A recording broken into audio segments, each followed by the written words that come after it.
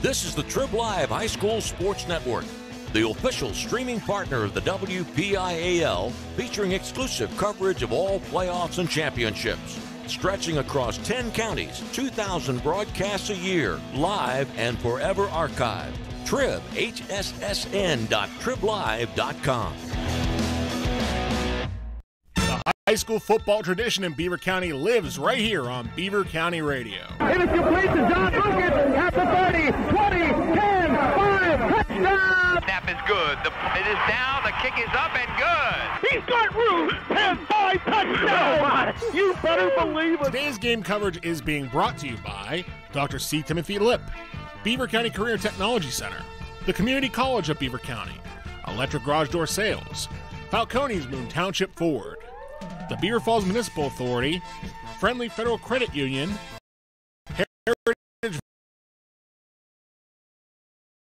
Valley Health System, Fry Transportation, Medic Rescue, Keystone Wellness Programs, Drug Free Aliquippa, the law firm of Luxembourg, Garbutt, Kelly, and George, and the Lockwood Insurance Agency, among others. Now get ready because we're about to get kicking off on Beaver County Radio, Facebook Live, and the Trib Live High School Sports Network.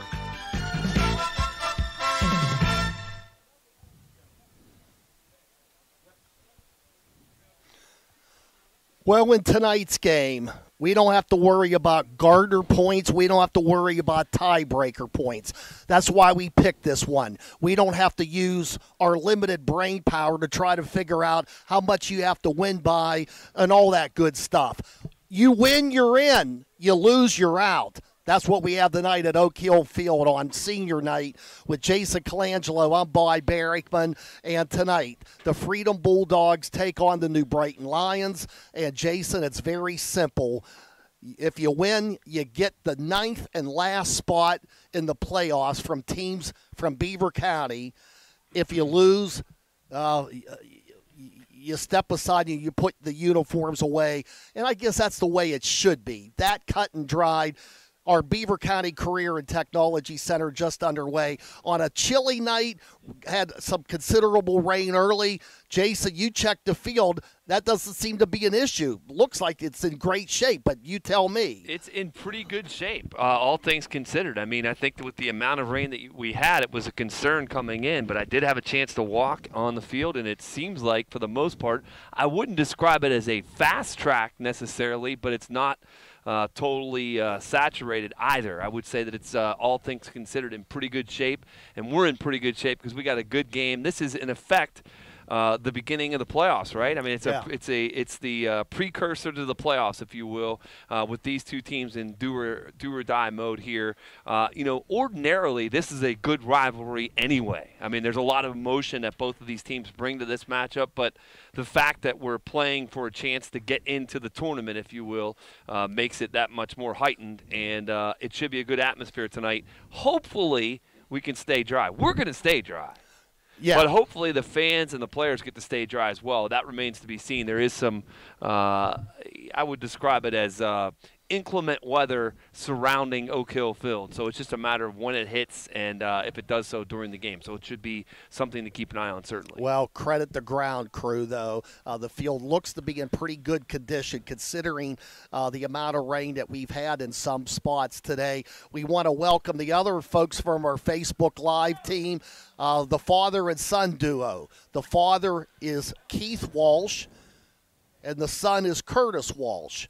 And Gavin Reese, I don't know if he's related to those two, but he's with us up here tonight manning the cameras as we get ready to broadcast a showdown game.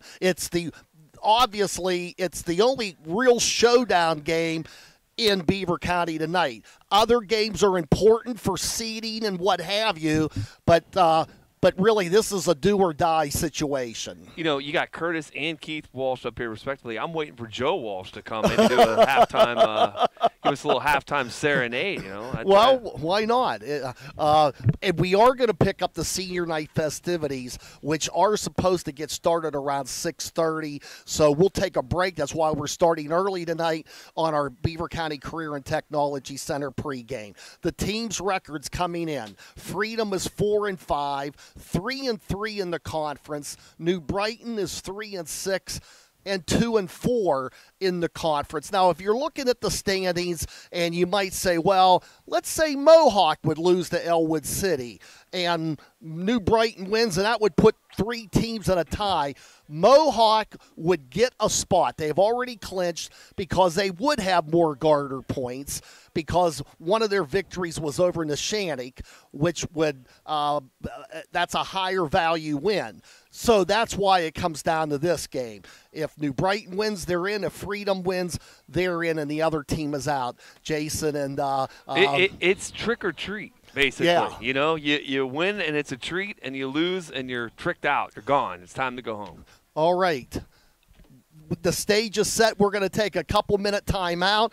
Our producer back at the studio is Malik Garrett, and Malik and Bruce Fry will bring you all the playoff scenarios after our post-game show till 11 o'clock tonight, and then Don Rebel and his staff will fill in the gaps on the Trib Live scoreboard show from 11 to midnight. And then we do it all over tomorrow. Southside at Western Beaver.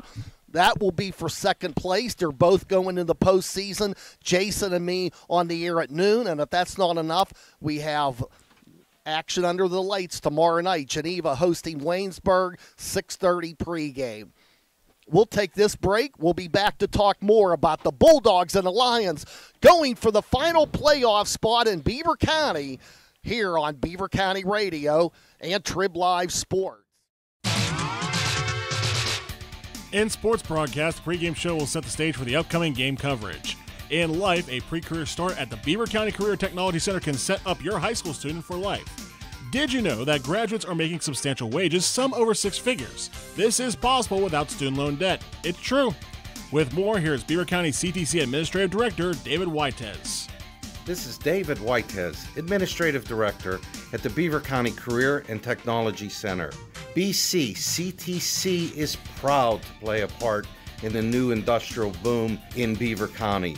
The training we provide for our students enables them to land outstanding and, quite frankly, lucrative careers in the trades and has changed Beaver County in a very positive way, all at the same time.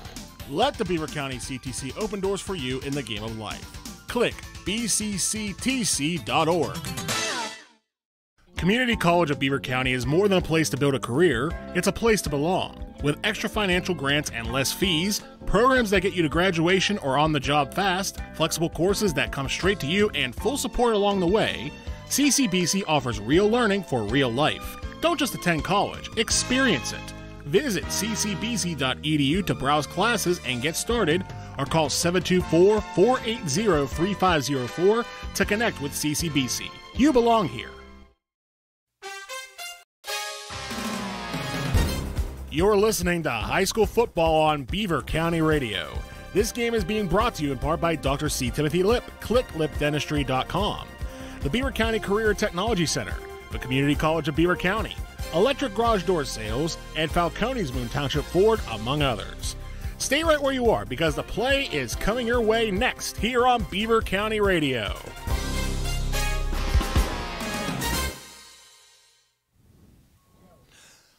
Temperatures right now in the lower 50s, some rain expected, hopefully not a considerable amount as we get ready for a 7 o'clock kickoff for the final playoff spot inside of Beaver County.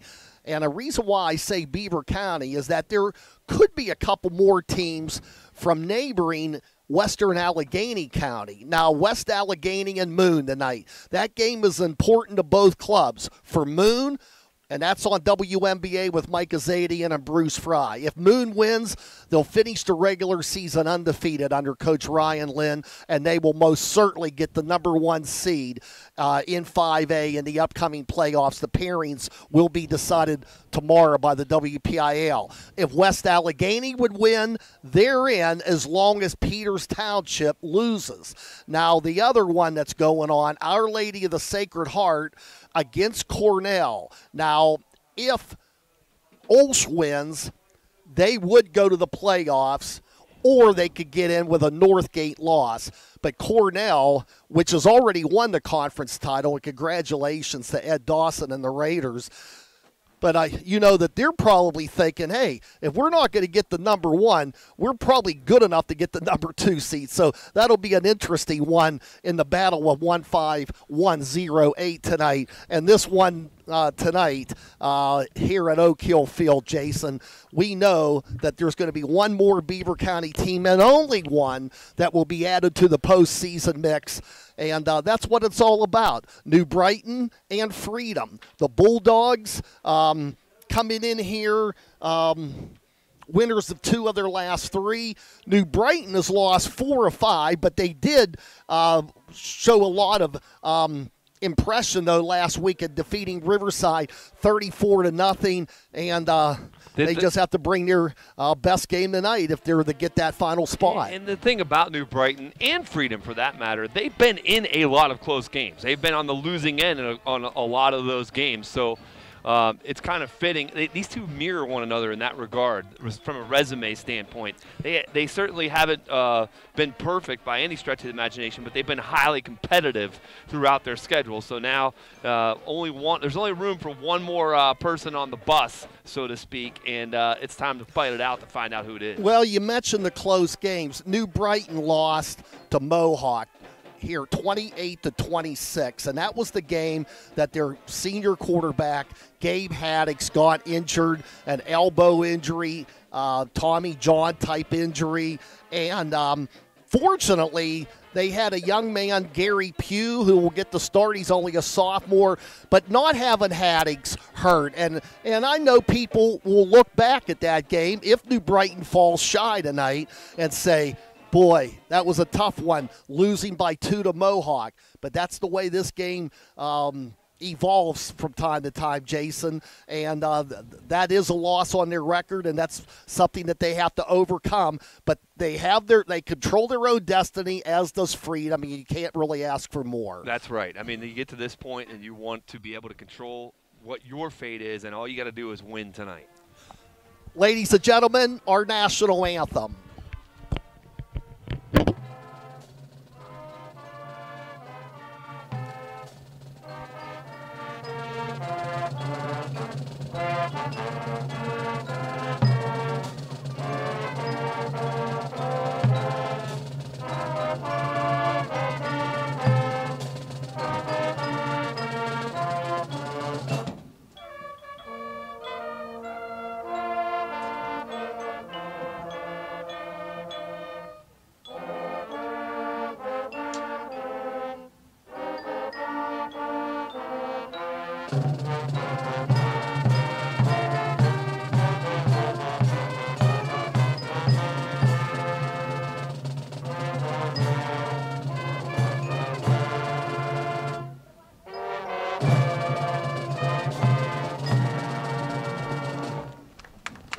Nice job by the New Brighton Marching Band, and in a few minutes we will have the ceremony, the festivities on the field for senior night here at New Brighton High School. They don't know if it's their final game. The seniors on the field, the senior cheerleaders, band members, they don't know if they'll have a tomorrow. They have to take care of business tonight. Yeah. Same goes for the Freedom Bulldogs. They don't know if they'll have a game next week. I don't believe that either team is looking at scheduling an 11th game. I think this would be it, but it certainly is it for the playoff implications. If you lose tonight, your season is over, at least from that perspective. A lot of emotion in a game like this. Normally, because it is an intense rivalry between neighboring communities, it is senior night at home for New Brighton, but all of that is by the wayside now because the focus and attention is on getting into the postseason, and both teams, it's right there in their grasp, Bob. One of them is going to seize it. All right, both teams coming off a win. Freedom defeating Mohawk last Friday night, 34-20 at Jimbo Covert Field. And it was a game that saw Josh Pale score 3 touchdowns. And on the other side, New Brighton dominated Riverside 34-0. So after 4 consecutive losses and a couple of them heartbreakers, they finally get off the schneid, get the big win over Riverside, and here they are tonight with an opportunity. It's interesting with Freedom, too, because a year ago, they were a winning football team and did not qualify for the playoffs, correct? They weren't selected, if you will, to the playoffs. Oddly enough, New Brighton had a 5-2 record on the season and in the conference, but did not get in because a late loss to Laurel. You kind of got the feeling that with the WPIL having a committee to vote teams in and they shortened the playoff field because of the COVID situation, you kind of got the feeling that New Brighton wasn't going to get in. But that being said, that was a disappointment for the Lions. You finish 5-2, and you figure, okay, that should put us in. You look at this year, there are going to be teams going to the playoffs with just maybe 2 wins. Yes, absolutely. But, I mean, 2 impressive resumes a season ago. This year, it's been up and down for both of these teams, but now you have an opportunity to get to the next season. And the great thing about making the postseason, Bob, is then at that point you become 0-0. The records are thrown out, and everybody gets a rebirth, if you will, once you qualify for the playoffs. Everybody's kind of on even footing at that point. Well, we have some umbrellas, Ray, so we must be getting some kind of precipitation, but certainly not a heavy downfall. Let's hope that the heavier rain is behind us, or if it's going to occur way after 10 o'clock when this game is completed and somebody gets to the postseason, be it Freedom or New Brighton. We're going to take another timeout. We're just a moment or two away from the festivities on the field for senior night. We'll take this break. Freedom and New Brighton on the field. They'll decide the final playoff spot in Beaver County. And when we come back, or when we have more time in our Beaver County Career and Technology Center pregame, we'll look at some of the other games and the importance of those games tonight. And, of course, we got more high school and Geneva football tomorrow. So join us. We're just getting things started here from Oak Hill on Beaver County Radio, Facebook Live, and Trib Live. How can I help my child to make positive choices? Start with a conversation. Start making the difference. Beaver County Parents, is your child between the ages of 10 and 14? If so, Keystone Wellness Programs is offering the Strengthening Families program in your area. This free program is designed for families to have fun together while learning ways to promote family bonding and communications. For more information about upcoming sessions near you, visit KeystoneWellnessPrograms.org. Paid for with PA taxpayer. And lettering 2 years. His high school activities include football, weightlifting. Upon graduation, Matt would like to enter the military or study criminal justice. Ladies and gentlemen, Matt Brown.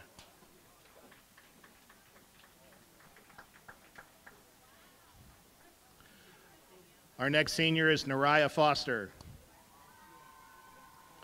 Nariah is being escorted by her mother, Patricia Filbert, her sister, Nevia Foster, and her brother, Aaron Washington. Nariah has been a member of the cheer program for 6 years, lettering 2 of those years, and is captain her senior year.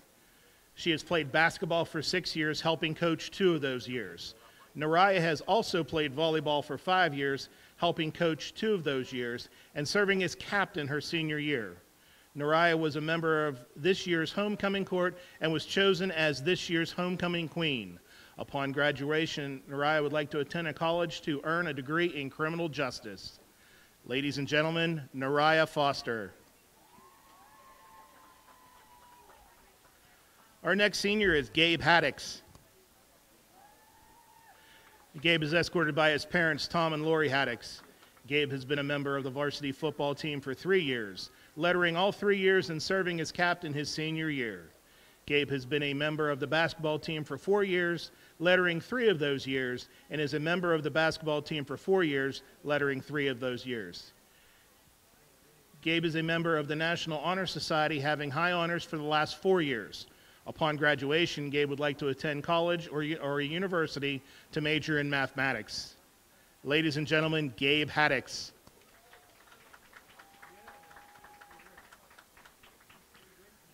Our next senior is Desean Harmon.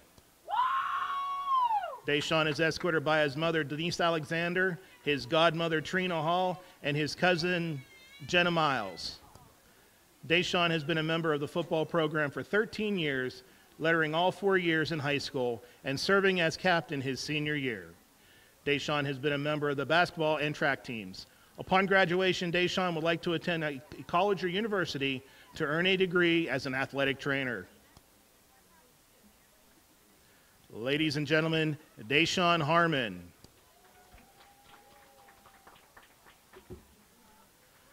Our next senior is R.J. Jones. R.J. is being escorted by his mother, Jessica Schaefer. R.J. has been a member of the varsity football team for 2 years, lettering both of those years. R.J. will also be playing track this year. Upon graduation, R.J. will attend a trade school for HVAC. Ladies and gentlemen, R.J. Jones.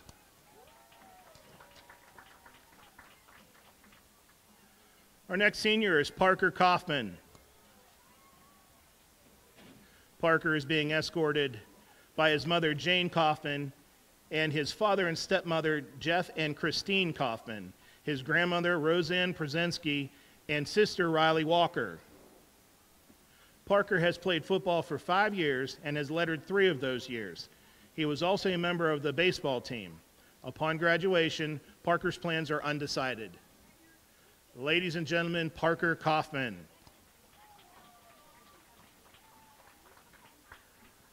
Our next senior is Blake Mckay.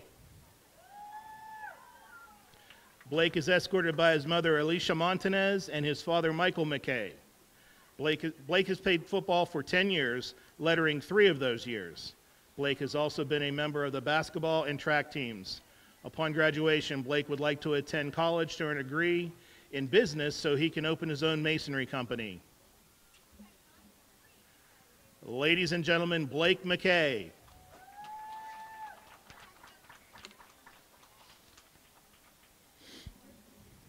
Our next senior is Christian Kirschner. Christian is escorted by his parents, Athena and Mike Kirschner. Christian has been a member of the varsity football team for 3 years, lettering 2 of those years. Christian has also been a member of the baseball team for 4 years and a member of the basketball team for 4 years. Upon graduation, Christian would like to attend Penn State to major in civil engineering. Ladies and gentlemen, Christian Kirschner.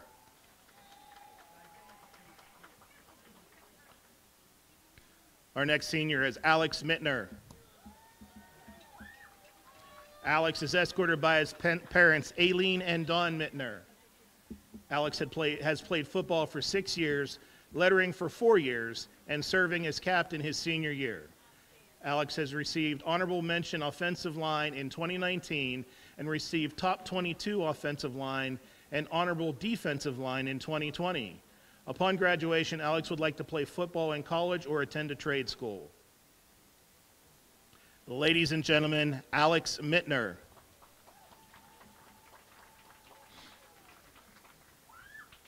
Our next senior is Trent Porter.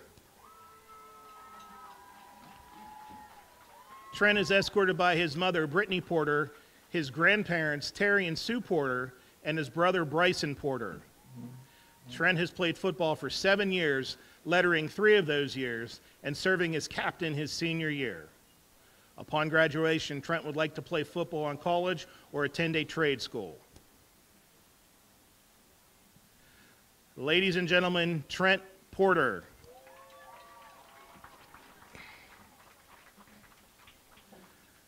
Our next senior is Eric A. Montanez, Jr. Eric is escorted by his stepmother, Alicia Montanez, his brothers Isaac and Josiah Montanez, and his girlfriend, Alexis Maria. Eric has played football for 9 years, having lettered 3 of those years.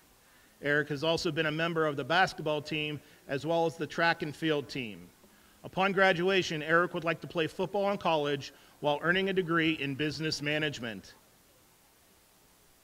Ladies and gentlemen, Eric A. Montanez, Jr.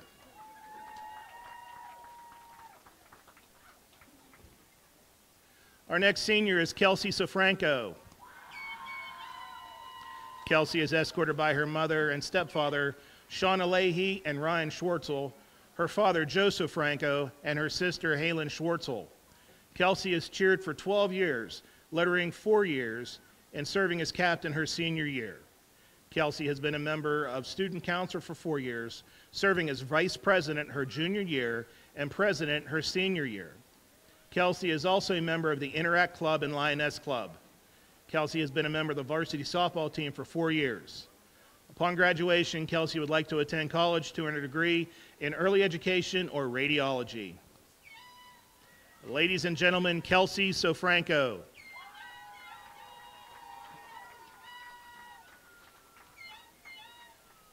Are they doing Alyssa and together? Our next two seniors are Alyssa Stoffen and Noah Stoffen. Alyssa Stoffen, escorted by her mother and stepfather, Michelle Underwood and David Stoffen, her father and stepmother, Larry and Beth Slappy, and her brother, Noah. Alyssa has cheered for 12 years, lettering 3 of those years. Alyssa has also been a member of the track and field team for 4 years. She is a member of the Youth Ambassadors Club. Alyssa has been a member of the Interact Club for 4 years and has been a member of the National Honor Society in her junior and senior year. She is also a member of Student Council. Upon graduation, Alyssa would like to attend college to earn a degree in meteorology.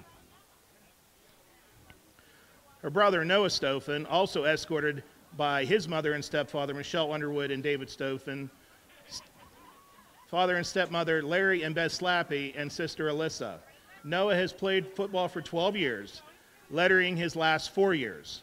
Noah was also on the track and field team for 3 years. Upon graduation, Noah would like to get his pilot license and fly for a commercial airline. Ladies and gentlemen, Alyssa Stoffen and Noah Stoffen.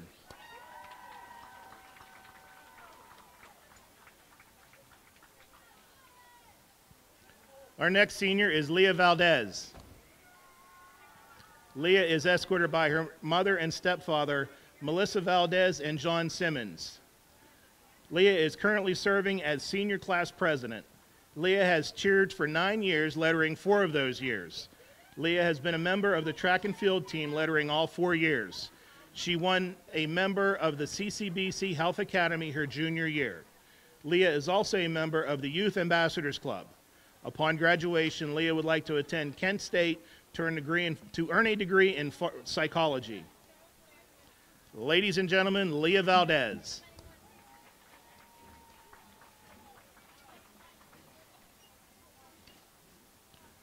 Our next senior is Chloe Weinenreams.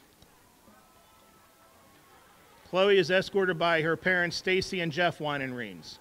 Chloe has cheered for 4 years, lettering all 4 years.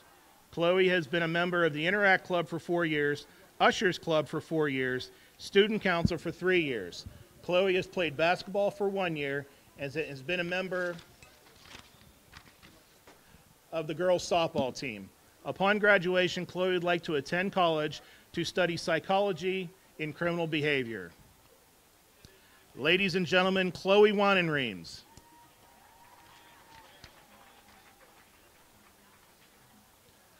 Our next senior is Keiondre Williams.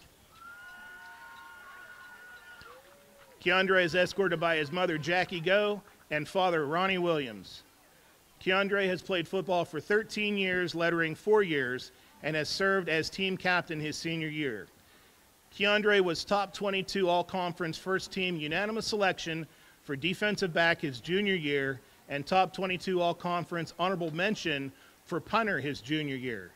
He has played baseball for 9 years and basketball for 6 years. Upon graduation, Keiondre would like to attend a college or university and play football.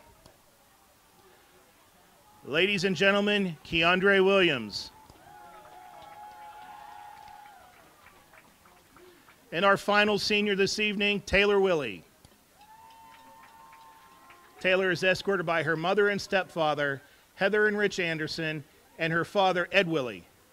Taylor has cheered for 10 years, lettering 3 of those years, and serving as captain her senior year. Taylor has also been on the girls' softball team, lettering all 4 years, and serving as captain her senior year. She has been a member of the Interact Club and Youth Ambassadors Club for 4 years. Taylor has been a member of the National Honor Society for 2 years and served as treasurer. She is also a member of the Student Council for 1 year. Upon graduation, Taylor would like to attend a college for business to earn a degree in marketing management. Ladies and gentlemen, Taylor Willey.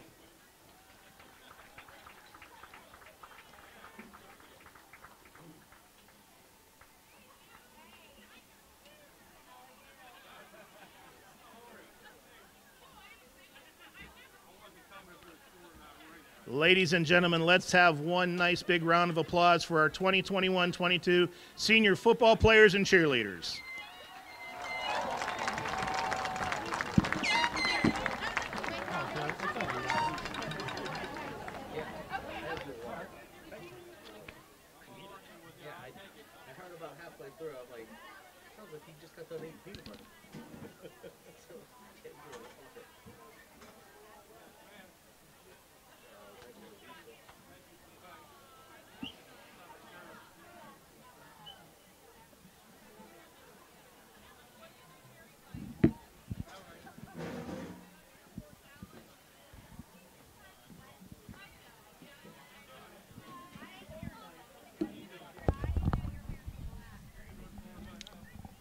Well, congratulations to the players, cheerleaders, band members who were introduced here tonight for senior night.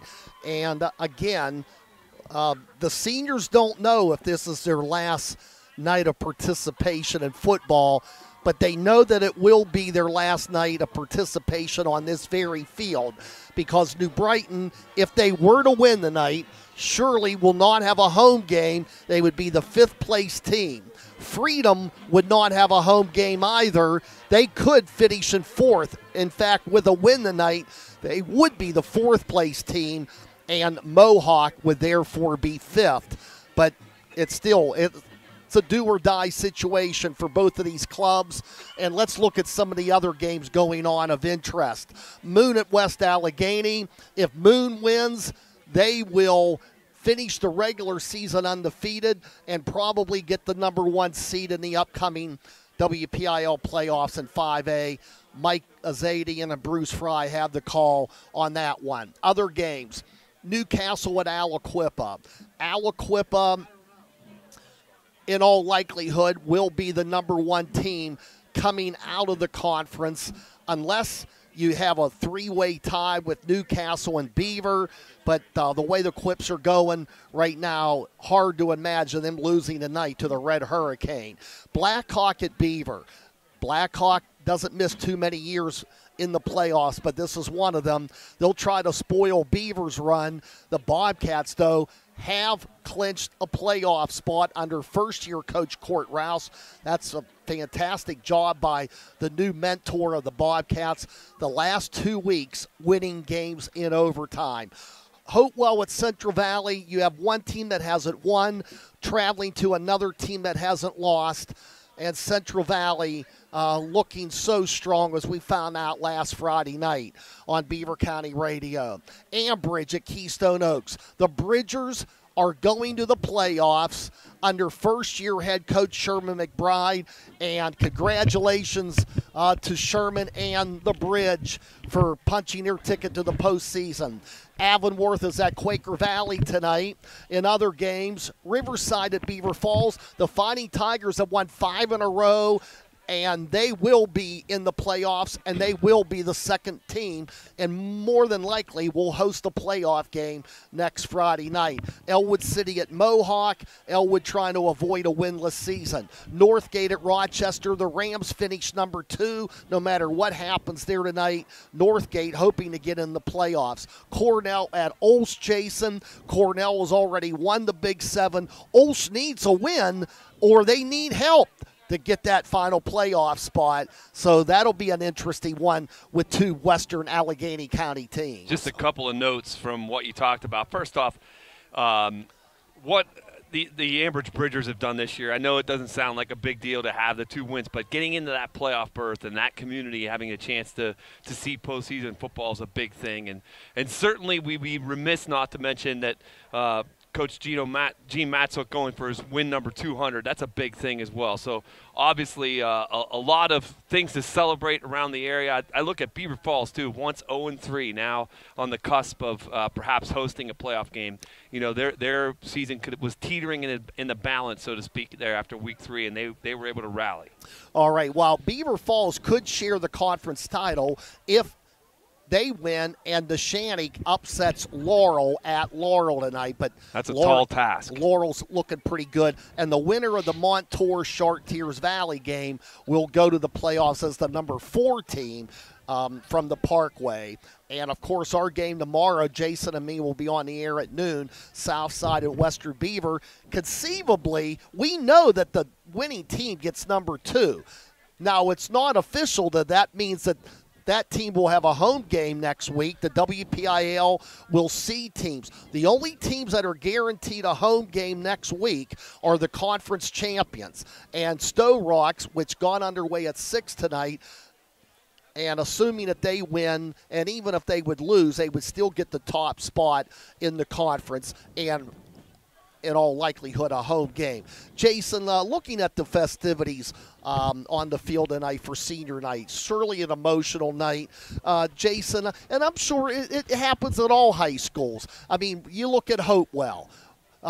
It had to have been an emotional night when George Medich was introduced for the final time. Tony Dorsett, I'm sure, brought some tears. But I'm sure the student body and the community really went bonkers when Jason Colangelo's name was announced for the final time. And that had to hit you. I got to be honest with you. I think I was announcing the seniors. I wasn't one of those being announced. I was doing the announcing at that point. I know. In my case, I was just another name in the hat at Beaver High School. But Jason, I'll tell you, they didn't know that you would go on to great things at Geneva and in broadcasting. Yeah. Well, something like that. But you know what's interesting about this rivalry, and just being down in the field, kind of wanted to get a sense for what that field is like close to kickoff. But Freedom, they are so close in proximity to Oak Hill Field that they just went ahead and warmed up at Jim Covert Field at Bulldog Stadium and said, "The heck with going up to Oak Hill Field early. We'll get prepped and ready to go." And they had a police escort here to Oak Hill Field. It's a little bit of gamesmanship between the two rivals. They didn't want to sit around and watch senior night. They said, "The heck with that. We'll get warmed up at home." John Rosa has his own agenda. The head coach of the Bulldogs, Joe Greco, year number 24 with New Brighton, and he's been to the playoffs a number of times. It doesn't get old hat, though. One of these Joe or John, will go to the postseason again. We'll take a 90-second timeout. We're getting closer to kickoff in this showdown in New Brighton at Oak Hill on Beaver County Radio and Trib Live. They say imitation is the most sincere form of flattery. If that's true, then people must really be impressed with me. This is the Aquaman of Beaver County, Jim Riggio from the Beaver Falls Municipal Authority. You see, at this time of year, lots of people try to look just like me and put on their superhero outfits as costumes. The only difference is, at the Beaver Falls Municipal Authority, we act like superheroes all year round with service that would make any Cape Crusader proud. This is the Aquaman from Beaver Falls Municipal Authority, Jim Riggio, wishing you a festive and safe Halloween. Click bfwater.net. In order to call the right play, you have to be able to communicate. Dental hygiene not only affects appearance and eating habits, it can also have an impact on your ability to speak clearly. Dr. C. Timothy Lip wants you to keep your teeth in the game, and he has a playbook designed for success so that you can call the right play or even call an audible. Get suited up for a win, or at least a winning smile, by joining Dr. C. Timothy Lip's team in Beaver Falls or Robinson Township. Visit lipdentistry.com. I just love my Tyler Mountain Waterman. That's something I hear all the time. This is Stefan Sasek from Tri-State Waters. I'm the guy that is out and about delivering that Tyler Mountain 100% natural spring water. I'm everywhere from New Brighton to Old Economy. Tri-State Waters delivers, and I'm the one driving the truck. From Beaver to Raccoon Township, I'm the waterman they love and the waterman that delivers. We even go to Poland, well, Ohio that is. If you need home or office delivery, call today and ask for Stefan, 724-774-4644.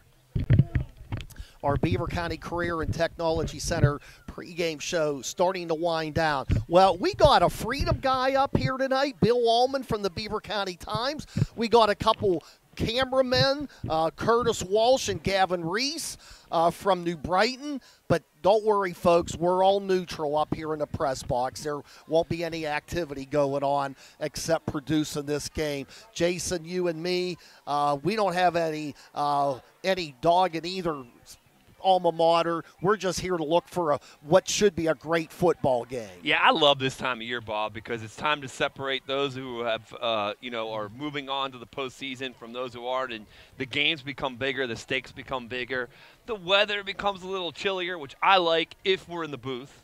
I like if I'm out on the field in the elements, not so much. But it's just like I said, it just elevates the heat, if you will, on these games because of what's at stake. Well, one guy who's going to be key for New Brighton tonight is Keiondre Williams, who comes into this game leading New Brighton with 228 yards on the ground, but he has 22 receptions. And if I'm not mistaken, I believe that he has won the CCBC Player of the Game award all 3 times that New Brighton has been on the air. I'm not sure, maybe 2 out of 3, but he has been a force on the field for New Brighton.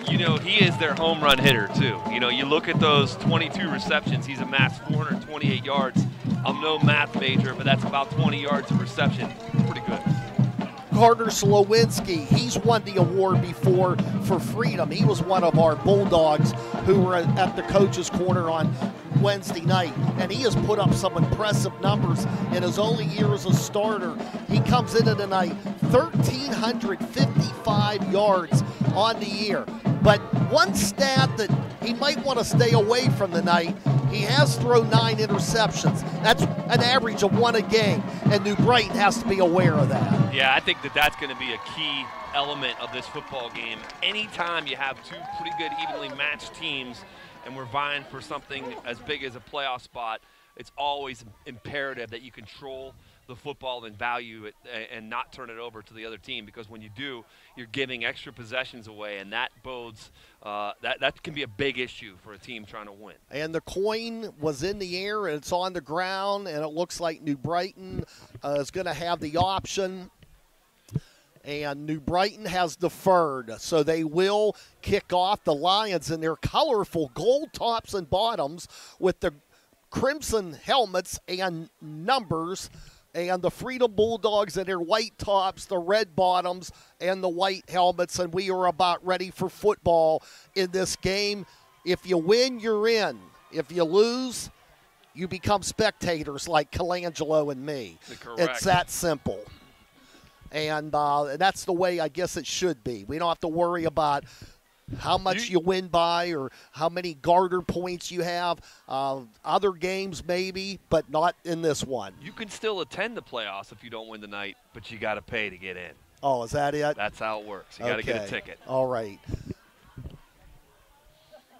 It'll be Freedom getting the football initially in this battle at Oak Hill on senior night. And they're going to put the ball at the tee at the 40-yard line, and kicking off for New Brighton will be Caden Podlunch, just a freshman. Freedom has 2 players back deep, ready to receive it.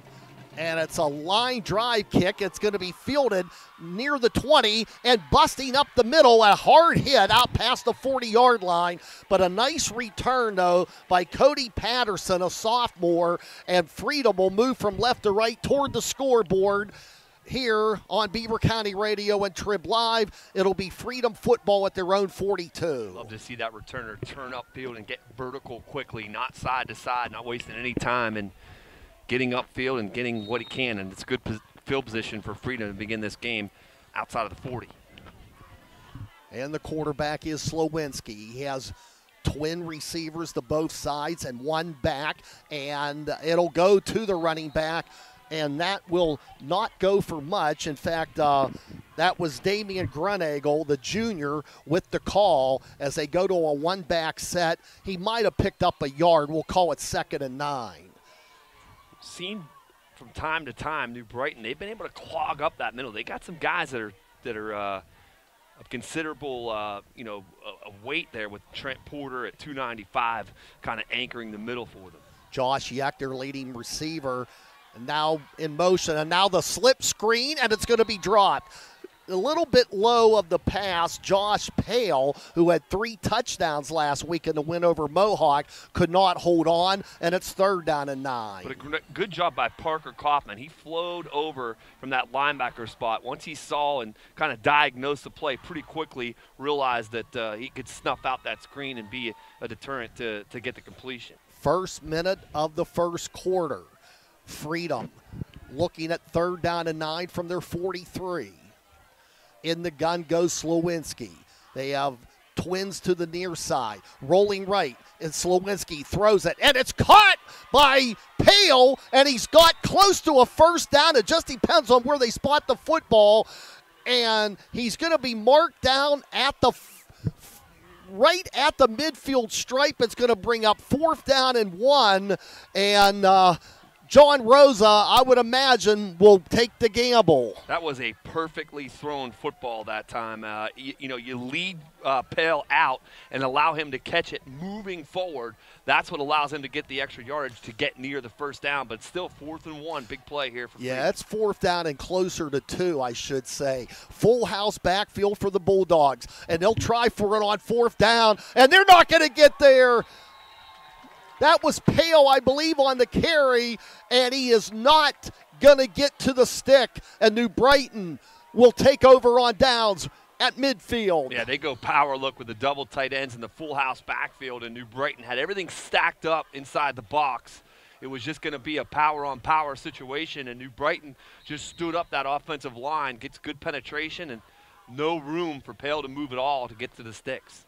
So New Brighton's offense and the young sophomore, Gary Pugh, who was pressed into action at the midway point because of the season-ending elbow injury to Gabe Haddocks. And this time to give, and right off the get-go, good pickup of close to 6. Down to the 44 of Freedom, and getting the call for the Lions was Desean Harmon. So a good start for Joe Grieco's group from New Brighton, 2nd down and 4.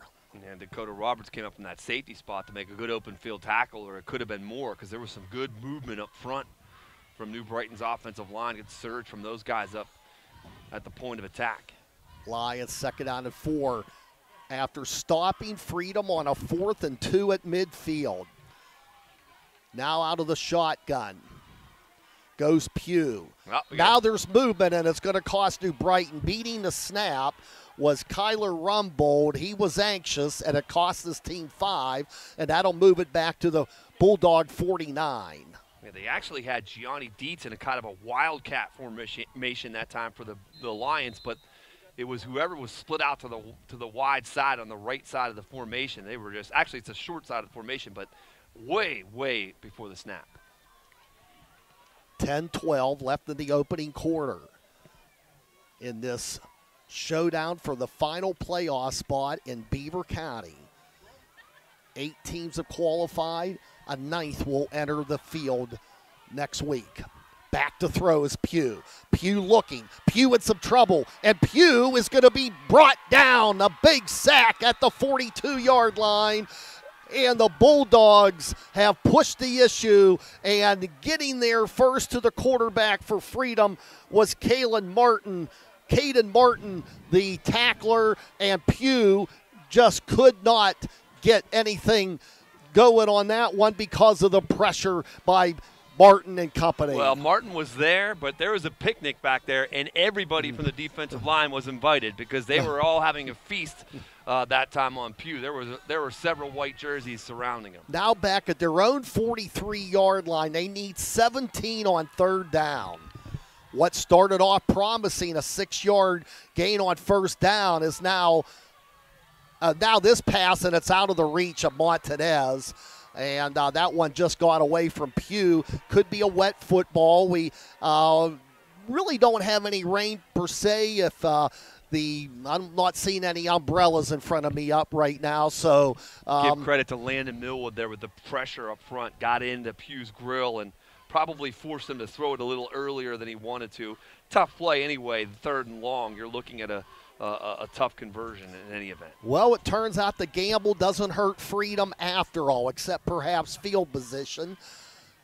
And they will get their hands on the football with 3 minutes gone by and almost a block. A high kick, but not deep. But it does take a little bit of a late roll, but not too much. And Freedom will start off in relatively good position at their own 35-yard line. So not too much distance on that punt. Yeah, on the exchange of punts, the net effect is that Freedom loses 7 yards from where they began the first series of the game. And you know, they took a little bit of a gamble to go for it in fourth down, but as you mentioned, Bob, no real harm in doing so. All right, we'll keep you abreast of what's going on in the other games. Malik Garrett back at the Fry Transportation Update Desk. Moon at West Allegheny. That game should be underway on WNBA. Moon trying for an undefeated season. West Allegheny fighting for their playoff lives. And the high throw, and it's brought in. Nice reception, good for about 7 yards, and hauling it in as Patterson, the sophomore. It'll be 2nd and 3. And Patterson was in traffic, but as soon as he got out of his break, the ball was delivered. So despite the fact there were 2 defenders there, they weren't necessarily expecting the ball to come that quickly, and Patterson did a nice job adjusting to it and getting the reception. Now Freedom looking at 2nd down and 3. They have 2 receivers to the left and 2 to the right, and in the gun goes Slowinski, the senior. But the direct snap and getting in there for the lick for New Brighton is one of those seniors, Christian Kirschner, and it's a loss of a couple back to the 40. It becomes 3rd down and 5. Yeah, Kirschner just enveloped the ball carrier that time. I mean, he just literally came in and blew that play up right from the start.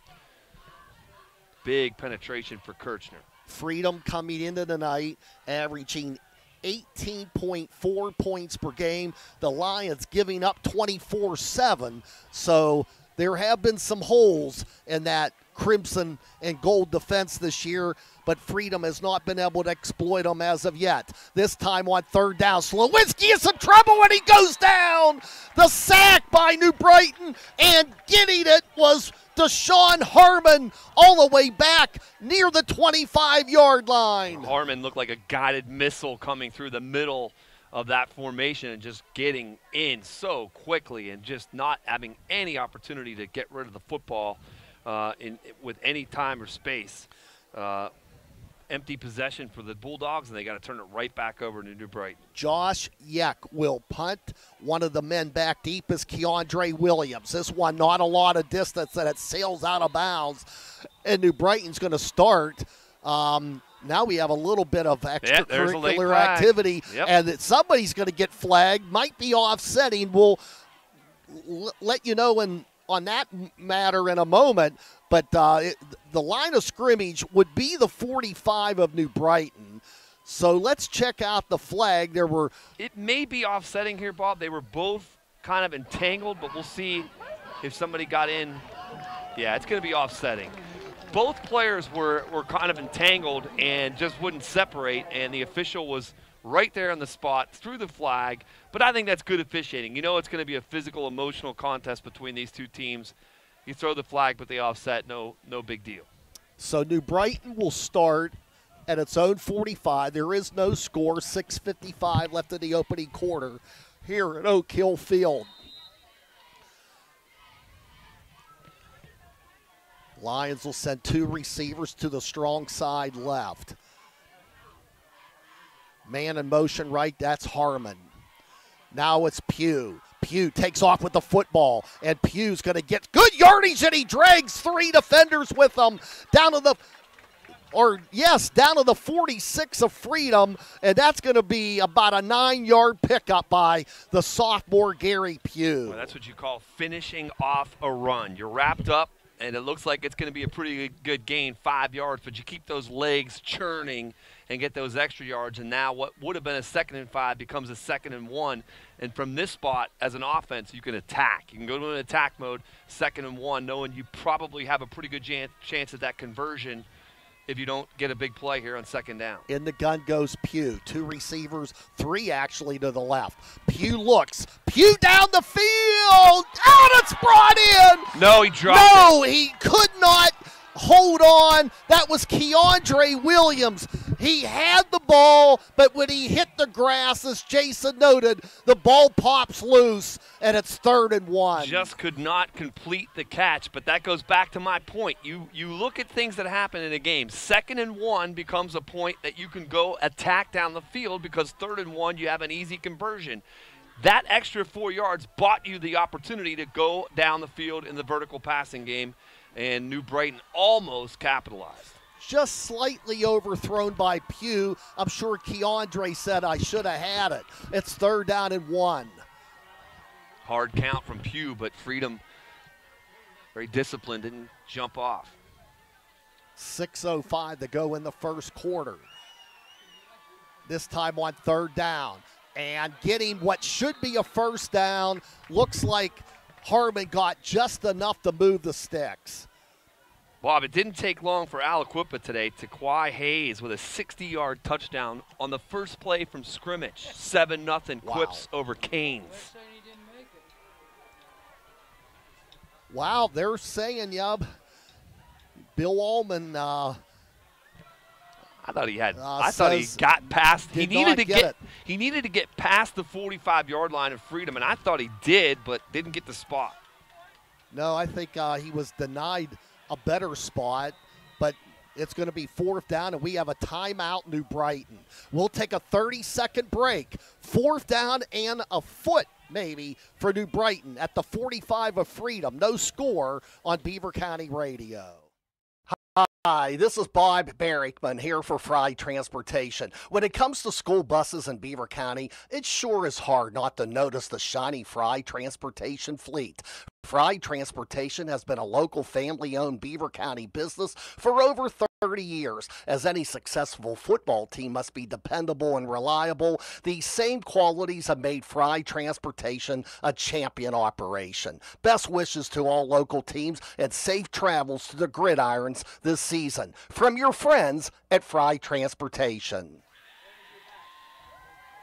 All right, looking for about a half a foot on 4th down.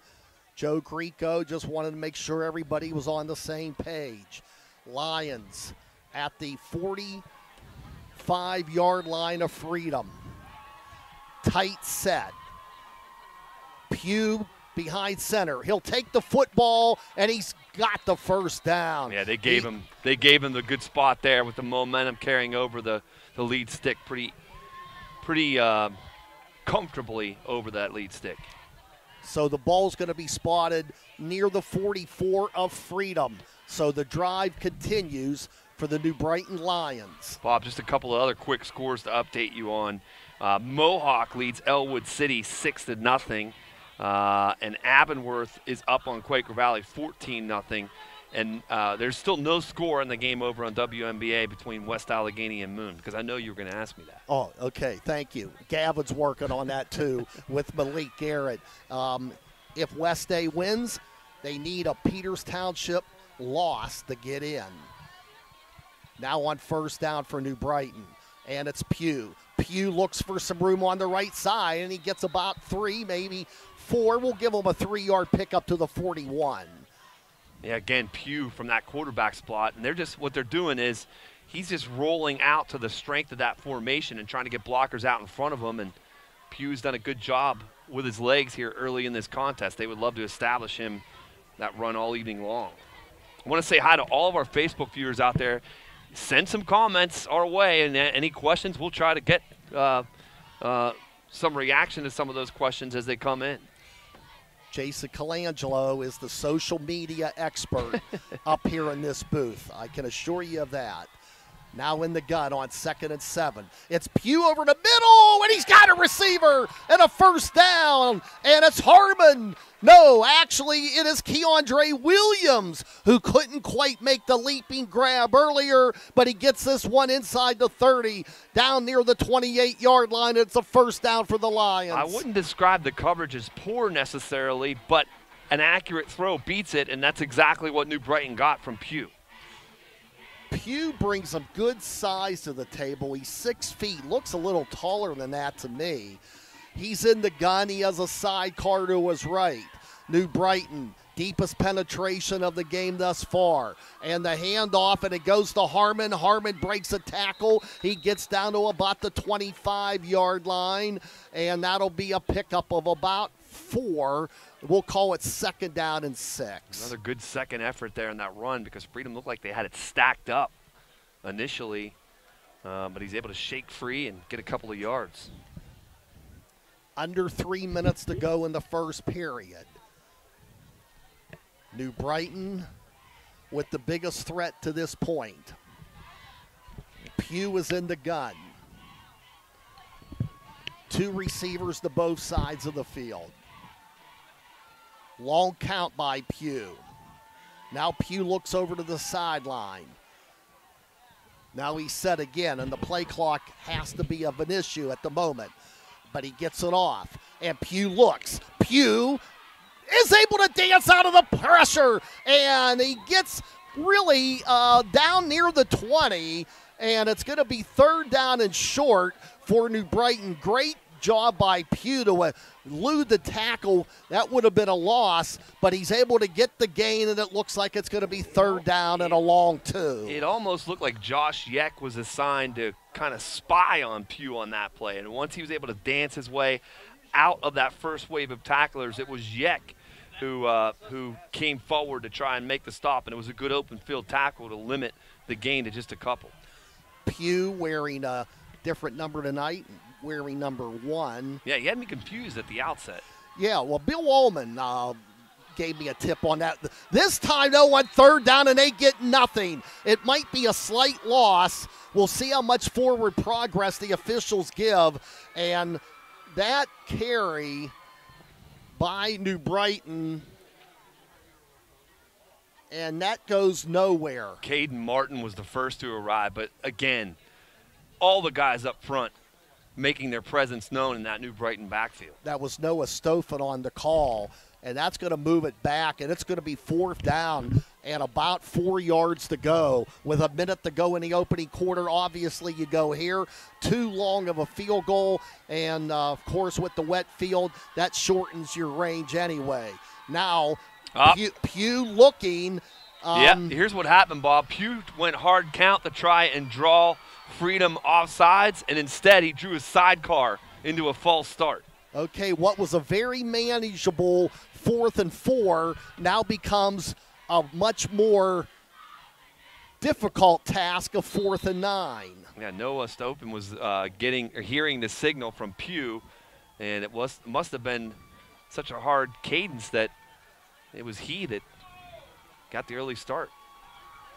So they need 9 on 4th down after Pugh was unable to draw the Bulldogs over the line of scrimmage.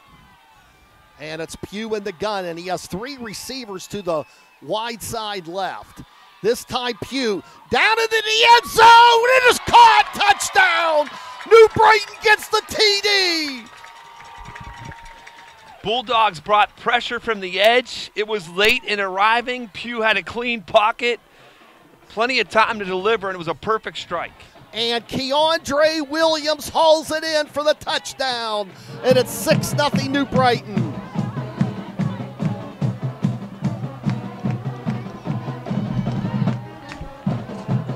Yeah, that was a well-thrown, well-executed play, and credit to the offensive line, as I said, giving Pugh the time and space to step into that throw and deliver. Caden Pavlench on to attempt the extra point. 4th down and 9, and New Brighton gets the TO. They'll fake, and they'll go left. That's Montanez, and the pass is incomplete.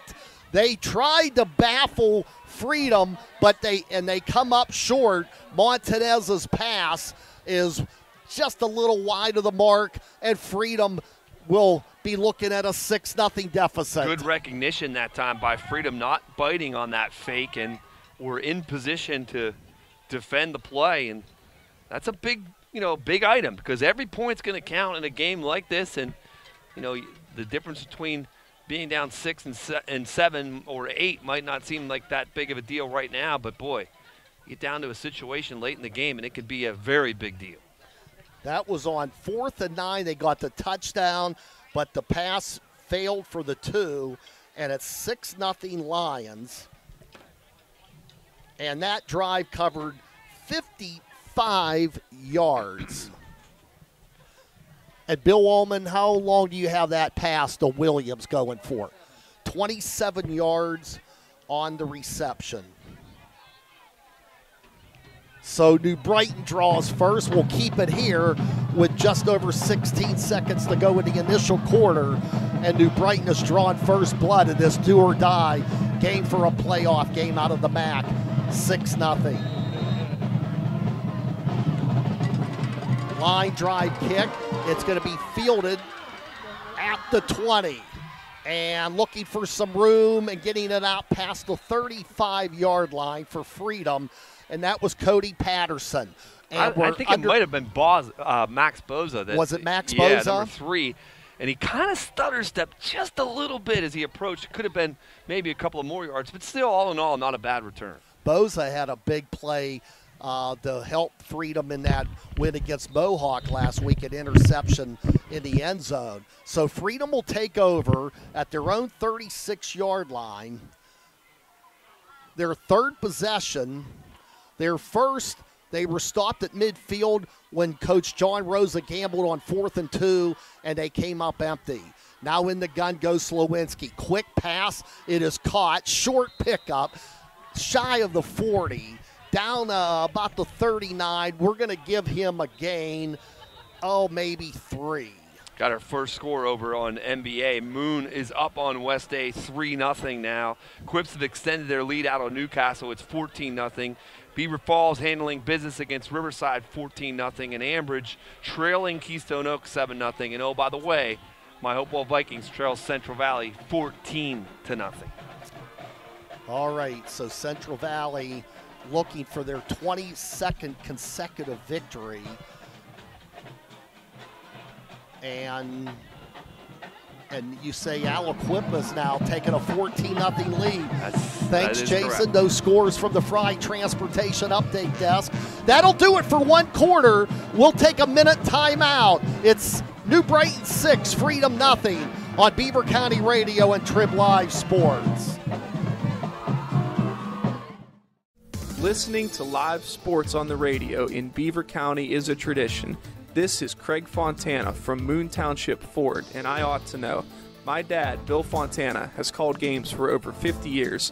Beaver County people know a good call when they hear one, and the best call you can make is to buy your next new or used vehicle at Moon Township Ford. Click moontownshipford.net or visit Moon Township Ford on University Boulevard. Falcone's Moon Township Ford, where friends send friends.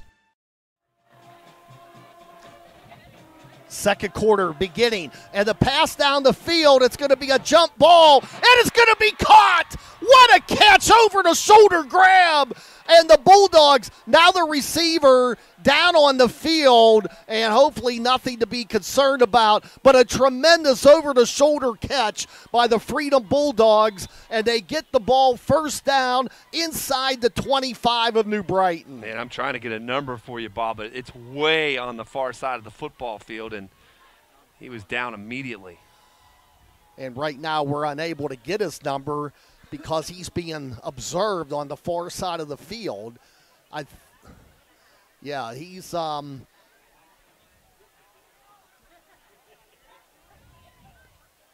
being looked at on the far side.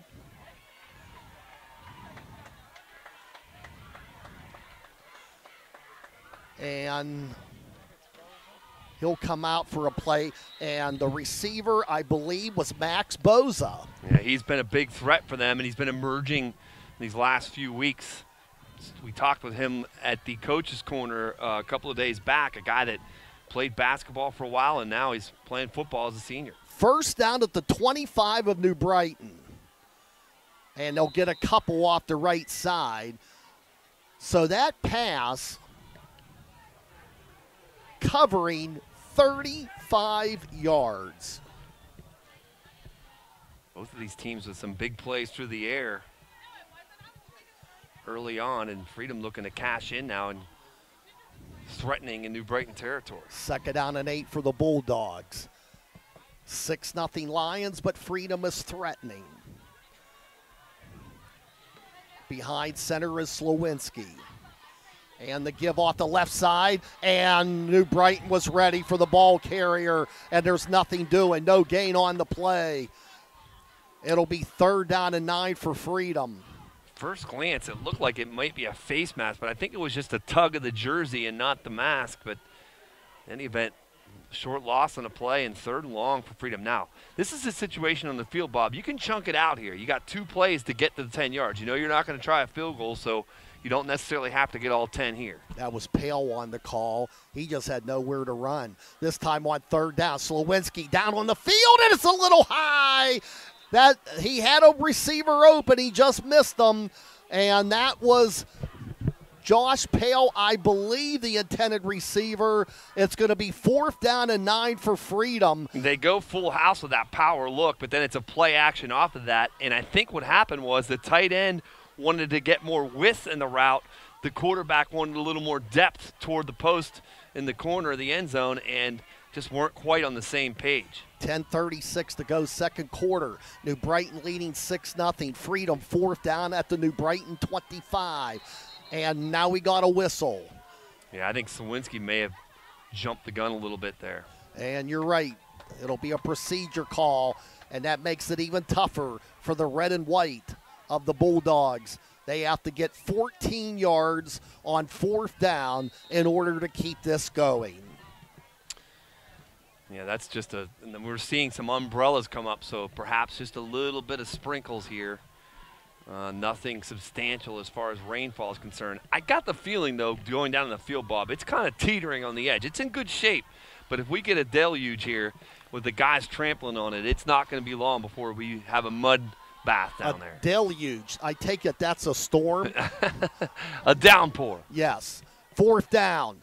And the pass on the fly. It's going to be incomplete. Just a tad too much on the football, and New Brighton takes it over on downs at the 25 of New Brighton. Yeah, it was intended down there for Josh Yeck. He was running almost like a wheel route to the sideline, and Slowinski tried to lay it up there, but just didn't have quite enough time to run underneath of it, did Yeck, and as a result goes over on downs to New Brighton. So after the 35-yard pass to Boza, they get virtually nothing after that. And on 1st down, New Brighton getting the run and nowhere to run. Both of these defensive lines are doing a good job of wreaking havoc right at the point of attack, and that's not allowing the run game to get a lot of solid footing, and it's also getting some pressure on the quarterbacks when they want to throw it. Few umbrellas have been raised. And it's 2nd down and 11. 2 minutes gone by in the 2nd quarter. New Brighton got the touchdown by Williams on the catch, Keiondre Williams, but they faked the kick. They tried to pass for 2, and they come up empty. So it's 6-0. Freedom was threatening, but they turn it over at the New Brighton 25 on downs. 3 receivers to the right for New Brighton.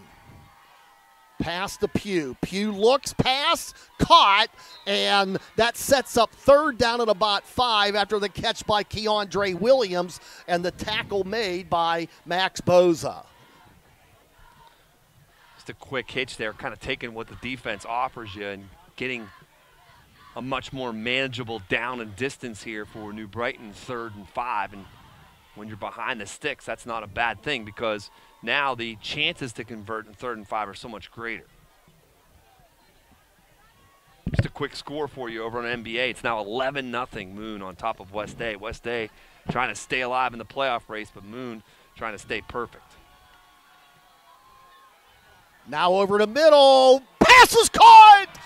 And almost breaking away, but Keiondre Williams gets the ball to midfield and a yard in the Freedom territory. It's the comeback route that time from Williams, making himself available to his quarterback.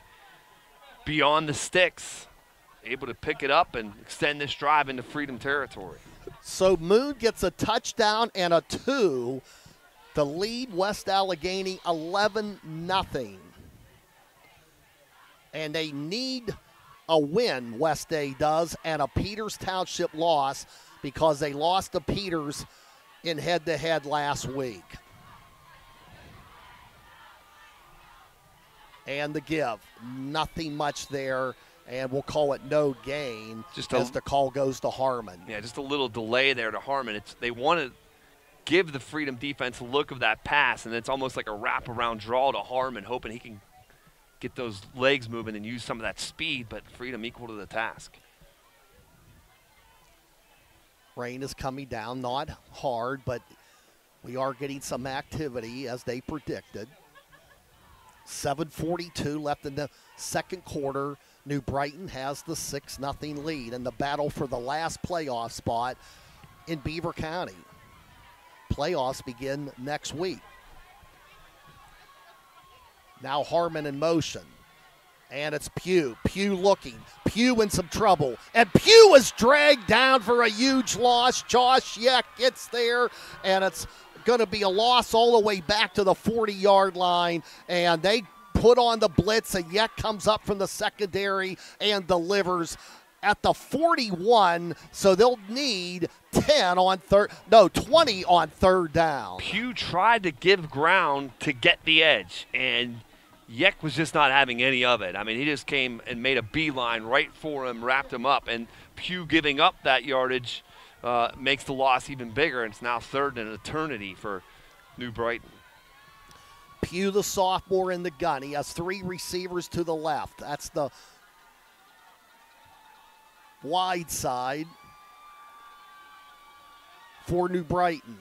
Long count. This one goes over the head of Pugh. He is able to fall on top of it, but another huge loss, and they'll spot it at the 25 of New Brighton. So that was a disastrous series of downs for New Brighton, and Freedom could get the ball in relatively good field position. Yeah, that's a situation, Pugh. It's over his head. He does try to pick it up, but once he realized that it squirted away from him, he did the smart thing and just dove on it. Obviously, you give up a ton of real estate as far as field position is concerned, but you got to get on top of the football. So the Bulldogs down by 6, low snap. And the kick is high and short. They were fortunate to get it out of there, and it's going to take a late New Brighton roll, and it's going to be down right at midfield. So Freedom will take over with 5:44 to go in the second quarter. New Brighton 6, Freedom nothing, and the Bulldogs, though, have the ball right smack at midfield. Keystone Oaks has extended its lead out on Ambridge. It's now 10-0 Golden Eagles over Bridgers. All right, and I think, KO is going to the playoffs, and so are the Bridgers. They haven't been to the postseason since 2015, and Sherman McBride able to get Ambridge in his first crack at it as a head coach. This time on first down, and they can't crack the middle of that New Brighton front. That's Grunagle on the carry. And he is stopped. He might have gotten a yard. It's second down and 9. Neither of these teams has been able to establish any kind of consistency in the run game, and that's what we've seen as success has been really through the air for both of them. Pugh has broken off a couple of nice runs for New Brighton, but nothing of consistent nature in the running game for either Freedom or New Brighton thus far. Freedom will send twins to both sides. Located to the left of Slowinski is Grunagle. On second down and 9, Slowinski looks at his pass, and it's going to be intercepted. Picked off by New Brighton. That's Montanez on the pick. He's at the 40, 35, 30, 25, and there is a flag on the play. This might be coming back. The interception will stand, but somebody did a no-no near midfield, and surely it's going to cost New Brighton great field position, but they will get their hands on the football after the deflected pick by Eric Montanez. Montanez did a nice job of standing his ground at that cornerback slot, had the boundary to his right, and just kind of waited for the football, knew that he was in good position, and didn't give an inch. They'll mark it off from the 48.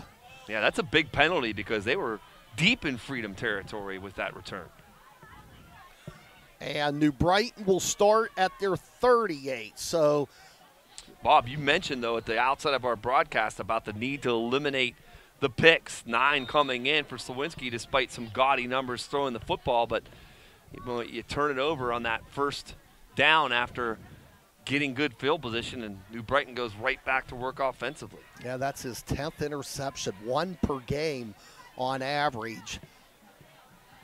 But that's the inability to run the football with effectiveness because you're forced to go to the air. And I neglected to mention that they did have a first down carry. It went for virtually nothing, so they were forced to throw that ball in 2nd down and 10. New Brighton football at their own 38-yard line following the Montanez interception. Loose football, look out, Freedom might have it. And they do. 2 consecutive turnovers on 2 snaps of the football. And Freedom recovers, and getting on top of it was Landon Millward. And Freedom will take over at the Lion 37. Well, the rain has begun, and so have the turnovers here at Oak Hill Field. And, that's, like you said, 2 consecutive. Freedom right back to work on the offensive end. And this time they have it inside New Brighton territory to begin the drive, trailing 6-0. So, right after the Montanez pick, the New Brighton fumble, conveniently falling on the football is Millward. Millward with the recovery. This time Slowinski. He's forced out of the pocket. He throws down the field. Almost intercepted by by Williams. That would have been 3 consecutive turnovers, but unable to hold on to the football for New Brighton, and I believe that was Blake Mckay on the coverage. Yeah, I think it was Williams from that safety spot. He was beaten pretty badly, but was able to scurry back to the football and just got his fingertips on it to keep it away from the receiver, and it falls harmlessly to the turf for nothing but an incompletion. It's now 2nd and 10. Freedom dodges a bullet on that aerial. Bulldogs have it. 2nd and 10 from the New Brighton 37. 4.5 minutes left in the half. It's still 6-0 New Brighton. Now Slowinski. Blindside blitz. He has to get rid of it. And the pass is off the hands of the intended receiver of Freedom. And that was Cody Patterson. The ball was well thrown, and Patterson made a good effort because it was well defended by New Brighton. Patterson really had to leap up to have any chance to catch it. And the reason why I say it was well thrown, Patterson was really the only player that had a legitimate opportunity to come down with the football. It wasn't an easy catch. It wasn't an easy throw, and New Brighton was there defensively. Well, we knew that Freedom would be coming out throwing the football. Their ground game has had mixed results, but Carter Slowinski, he has connected a couple of times, but the interception and now a near interception a couple snaps ago. It's 3rd down and 10. Slowinski looks. Slowinski forced out of the pocket. He has to get rid of the football, and it's almost a completed pass. Nice diving try.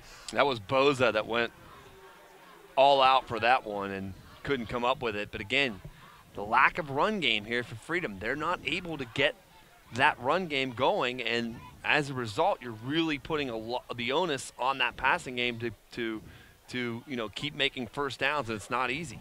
Well, John Rosa did not hesitate bringing in the punting unit. They're at the New Brighton 37, but he'll play for field position because 4th and 10. He didn't see anything on the first 3 plays to make him think they were going to get it on down number 4. This time, though, the kick angling away, and it's going to hit. And is Freedom going to be able to down it? They will. That was well executed there. Tremendous coverage, and New Brighton's going to start in the shadow of their end zone at about the 2. Yeah, that is a good call by Coach Rosa there, because you can see that this is going to be kind of that field position type of game, and great execution on the punt. Bob, just a couple of scores to update you on. The Quips are pouring it on Newcastle. It's now 21-0. Mohawk over Elwood City 12-0. And remember, we talked about Neshannock needing an upset win over Laurel. They're not getting it so far. It's 14-0 Spartans over the Lancers. All right. Laurel's darn good. And so Laurel leads 14-0.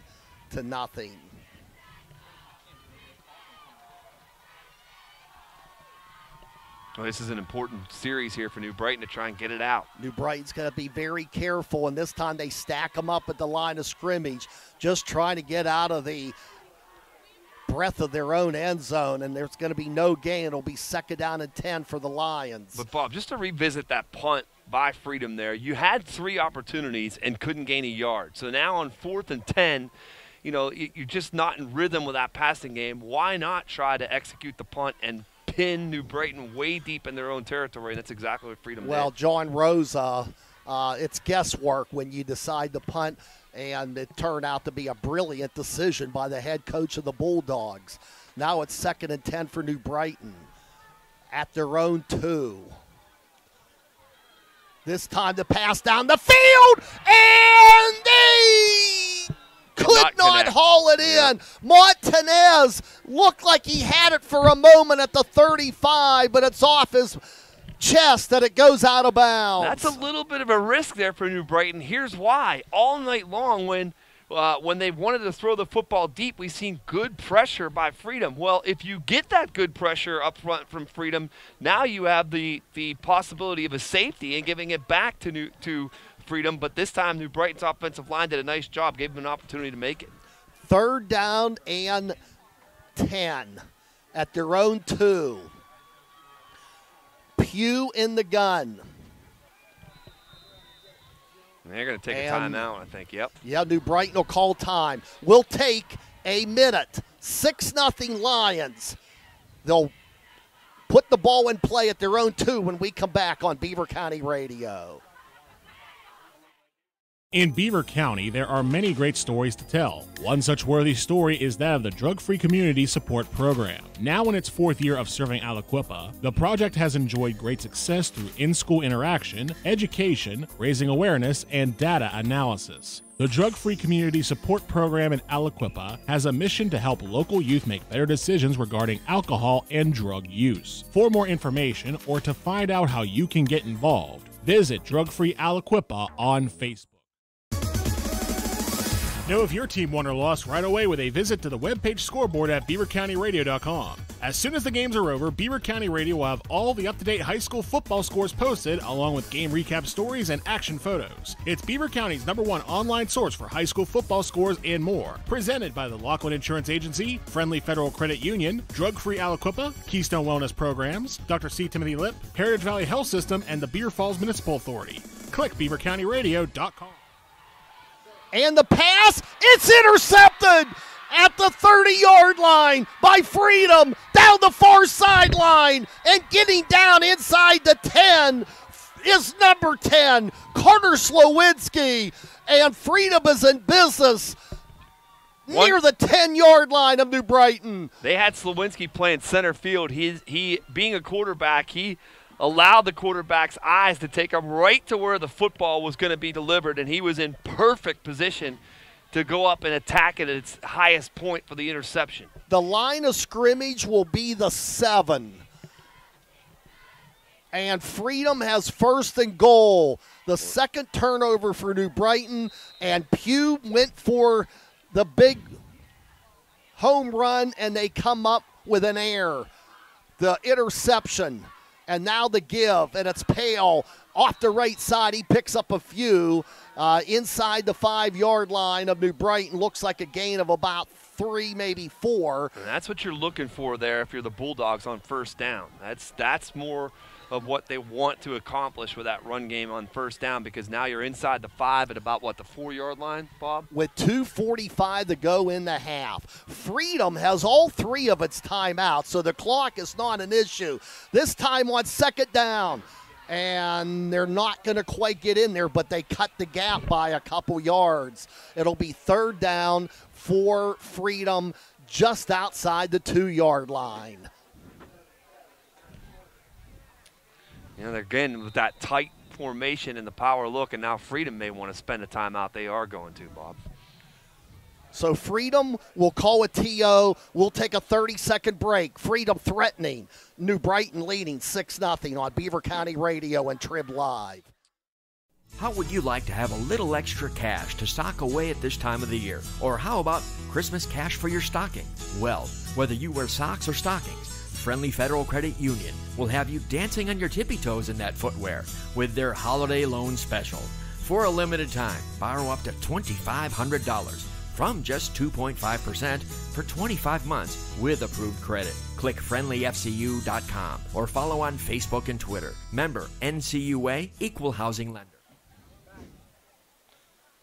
So the Freedom Bulldogs will put the ball in play. In the meantime, Aliquippa, it looks like it's anything but official. They lead Newcastle now 28-0. A quick win gives them the conference title outright. And if Beaver would beat Blackhawk, that would put Beaver in second and maybe a home game for the Bobcats, but the WPIL will determine all of that tomorrow. Freedom now looking at second down and goal from the 3. This time to give the Gruneagel, and he is stacked up. He did not get in there. Boy, this is an interesting call here from Freedom. Obviously, I think they're going to go for it. Oh, yeah. But what do you call here? Do you try to maybe roll out Slowinski and give him another look and get some people flowing there for the possible reception in the end zone? Do you go back to the run game despite not having a lot of success with it? Interesting call here. I got to roll out Slowinski and let some guys go out there with him, Yek and Pale maybe. It's 4th and goal for Freedom. Inside the 3. And the give the Pale. Pale looking. Pale's in. Yeah, Josh Pale is in for the touchdown. He had a little hole on the right side. He took advantage of it, and Freedom has tied the game at 6 apiece. No nonsense there from the Bulldogs, just right at that New Brighton line defense. Tried 3 times, weren't able to get it in, but they were able to pound it in on 4th and goal. So it all started on an interception by Slowinski. 7 yards later, we have a tie game, and now the Bulldogs will try for the kick at Xavier Dwyer. This is a huge kick. And we got a penalty against Freedom, so that's a false start. That backs it up, makes it a little bit more difficult. It now becomes a 25-yard extra point for Dwyer. This is huge. Needless to say, in this do-or-die game for the playoffs. Snap down. The kick is up, and the kick is – it hits the right upright. It's no good. And we're tied at 6 apiece. It hit the right upright and came back toward the players. Bob, if you don't get that 5-yard infraction, that probably slides right inside the post. But because it was 5 yards back, little bit more time to tail off to the right, and it hits the upright. We'll take a minute timeout in the game for the playoffs. We're still even.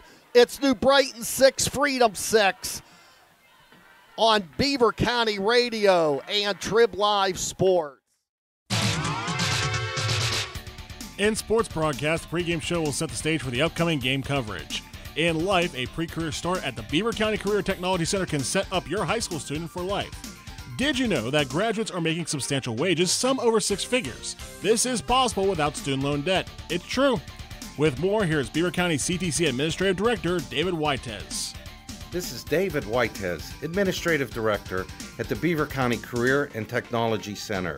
BCCTC is proud to play a part in the new industrial boom in Beaver County.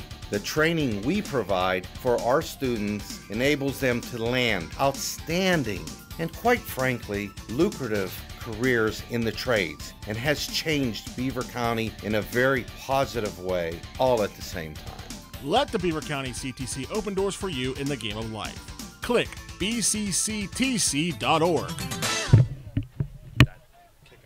And the kick by Freedom on the kickoff goes out of bounds. New Brighton has the option, and they could decide to take the ball at the 35. and that's where they're going to take possession. Now, New Brighton has one timeout left with 1:39 to go before the intermission, and it's a tie game at 6. And the extra points have really kept the fans on the edge of their seats. New Brighton faked their kick. They try to pass, unsuccessful. Freedom tries to kick, but they are guilty of 5 yards, and as Jason explained, those 5 yards probably cost them the lead, and we're even at 6 apiece. Now in the gun goes Pugh. 2 receivers to both sides with 1:39 to go before the break. Pugh will take off with the football. Pugh will get some positive yardage, and he's got close to a first down. I think he has it at the 45. This has been the most effective runner for New Brighton tonight, and that's been Pugh from that quarterback spot, just taking off and looking to set up blocks downfield. He gets the first down. That stops the clock, Bob, with 1:32 to play, and the ball's at about the 46. I want you to keep one thing in mind. New Brighton's already exhausted 2 of their 3 timeouts, so they can only stop it one more time. And now we have a whistle. No, just an official's time, I believe. Yeah, I'm not sure what that would have been for. That New Brighton seemed convinced that there was going to be a stoppage. Well, you don't want to have to use that timeout if you're Joe Grieco. Yeah, they're resetting the clock. I think what happened, Bob, is they want that clock reset to 1:32 because the play went out of bounds and a couple of seconds elapsed. All right, so they have 92 seconds in which to reclaim the lead. Long count in the gun by Pugh.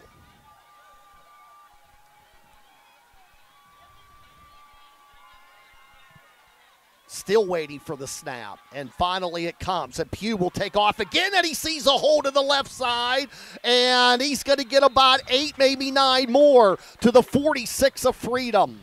Let's see what's happening there is Freedom is getting that good pressure up the field, but Pugh's allowing that pressure to come, and then he squirts in behind it. So those guys are coming upfield, charging upfield, and that sets up a natural hole for him. Pugh did not get to the boundary, however, so the clock continues to run. We're coming down on a minute left in the second quarter in this 6-6 football game. Now Pugh wants 2nd down and 2. And this pass is going to be caught wide open on the far side is Keiondre Williams, and he's shoved out of bounds inside the 35. Well, that ball hung up there forever, and Williams was waiting for it patiently and then got to the sidelines, very alertly realizing that if I get to the boundary, I can get out of bounds and stop that clock. He did just that with 48:5 to play. Plenty of time for New Brighton to get back on the scoreboard. They're at the 30 of Freedom. They're handling this very, very well. After they started from their 35 when Freedom kicked the ball out of bounds. Now they have 3 receivers to the wide side left. Pugh looking for the signal from the sideline. Now Pugh is in the gun. He looks over the middle. Got a receiver in Mckay. Oh, big hit. His helmet comes off, but he's got a 1st and goal at the 9-yard line. Now, he got hit pretty good, but he held on to the football. Great reception, great play for New Brighton. The clock will restart once the chains are set, but they're in business. Gain of 21 to Mckay.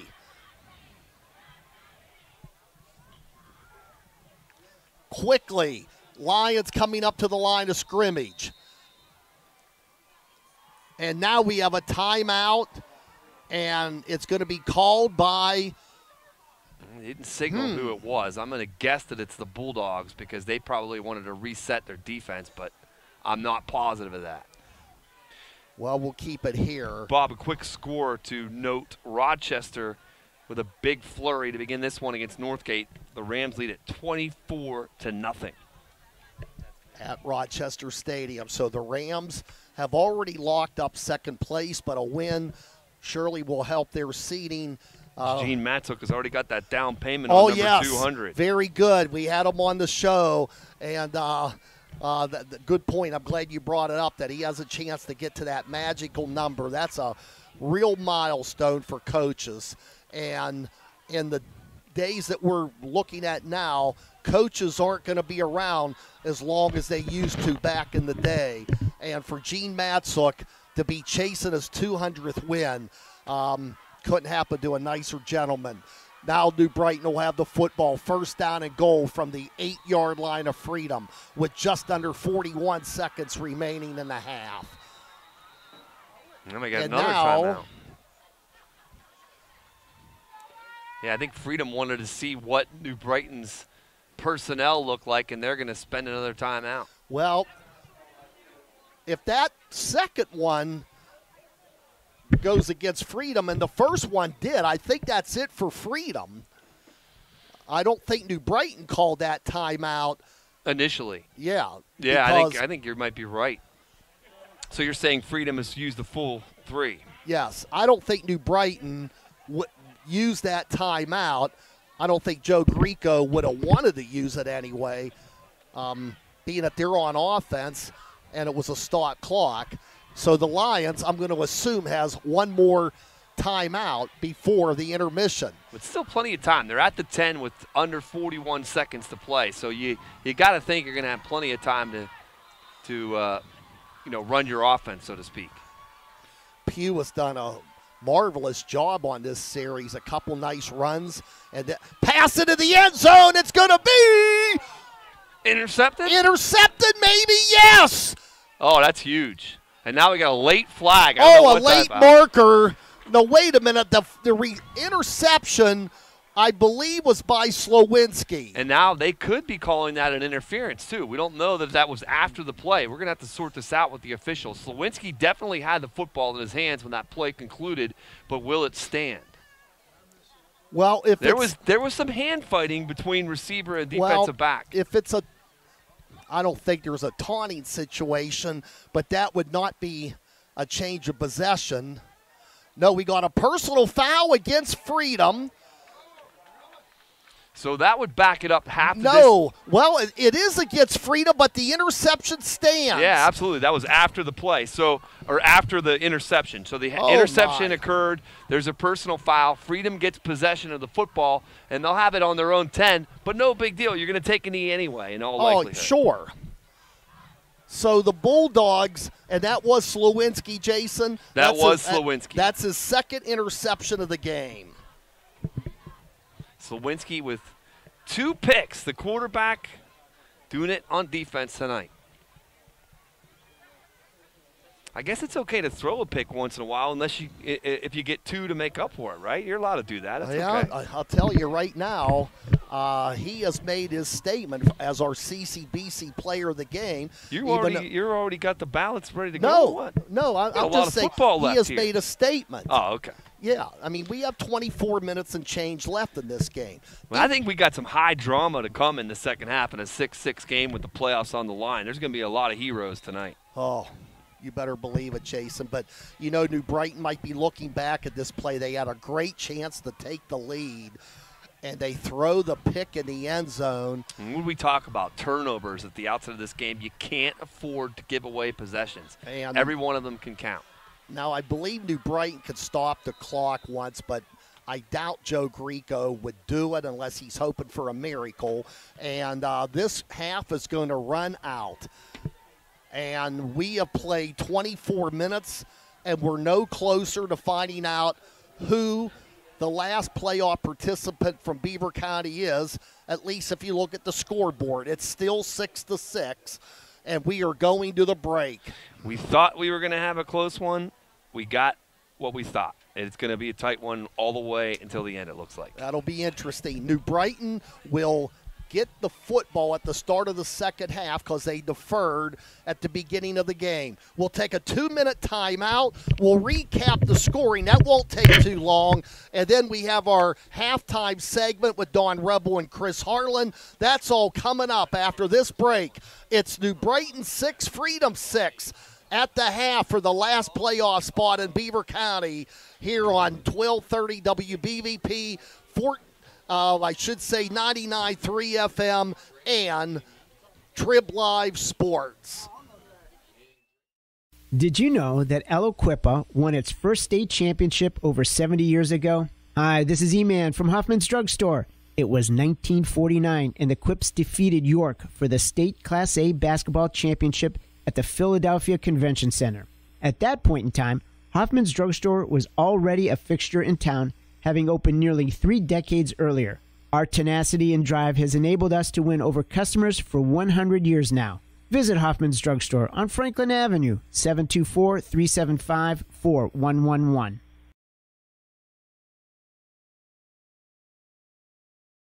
Listening to live sports on the radio in Beaver County is a tradition.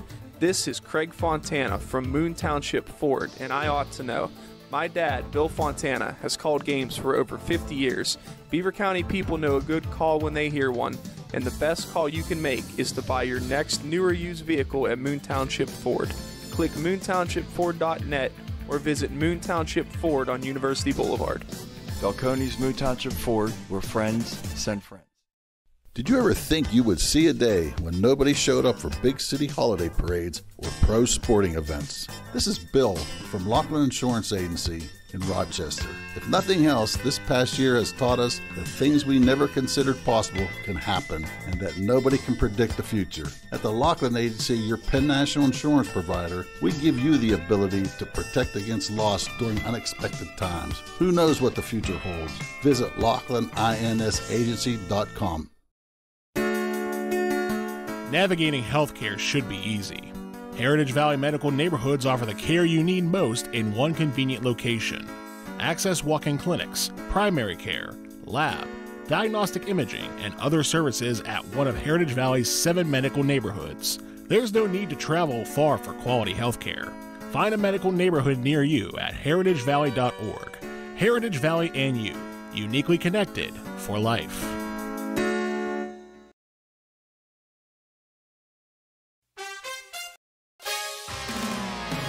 You are listening to the 74th season of high school football on Beaver County Radio. This presentation is being brought to you by the Beaver Falls Municipal Authority, Friendly Federal Credit Union, the Heritage Valley Health System, uniquely connected for life, click heritagevalley.org, and Fry Transportation, among others.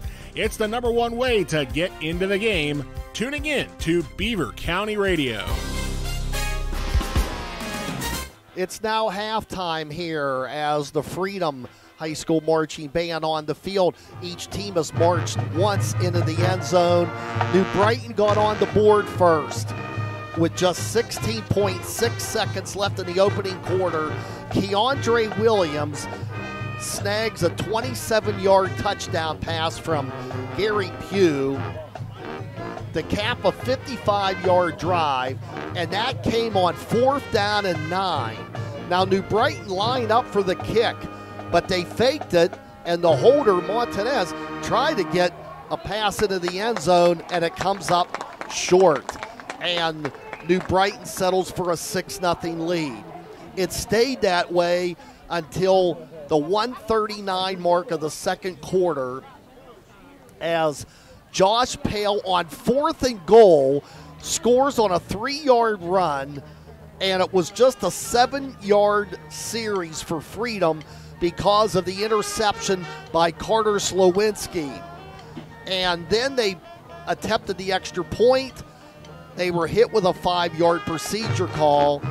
They kicked it from 25, and the ball hit the right stick. No good. And we remain tied at 6. But that wasn't all. New Brighton was within a breath of a touchdown to take the lead. And they had a good opportunity, but the pass in the end zone was intercepted by Slowinski. His second pick of the game. That put Freedom on the field on offense at the 10-yard line following a personal foul, but that really was academic. And the Bulldogs escape damage at the end of the half. We go into the locker room with New Brighton and Freedom tied at 6. The winner will go to the playoffs, and the losing team will not go anywhere.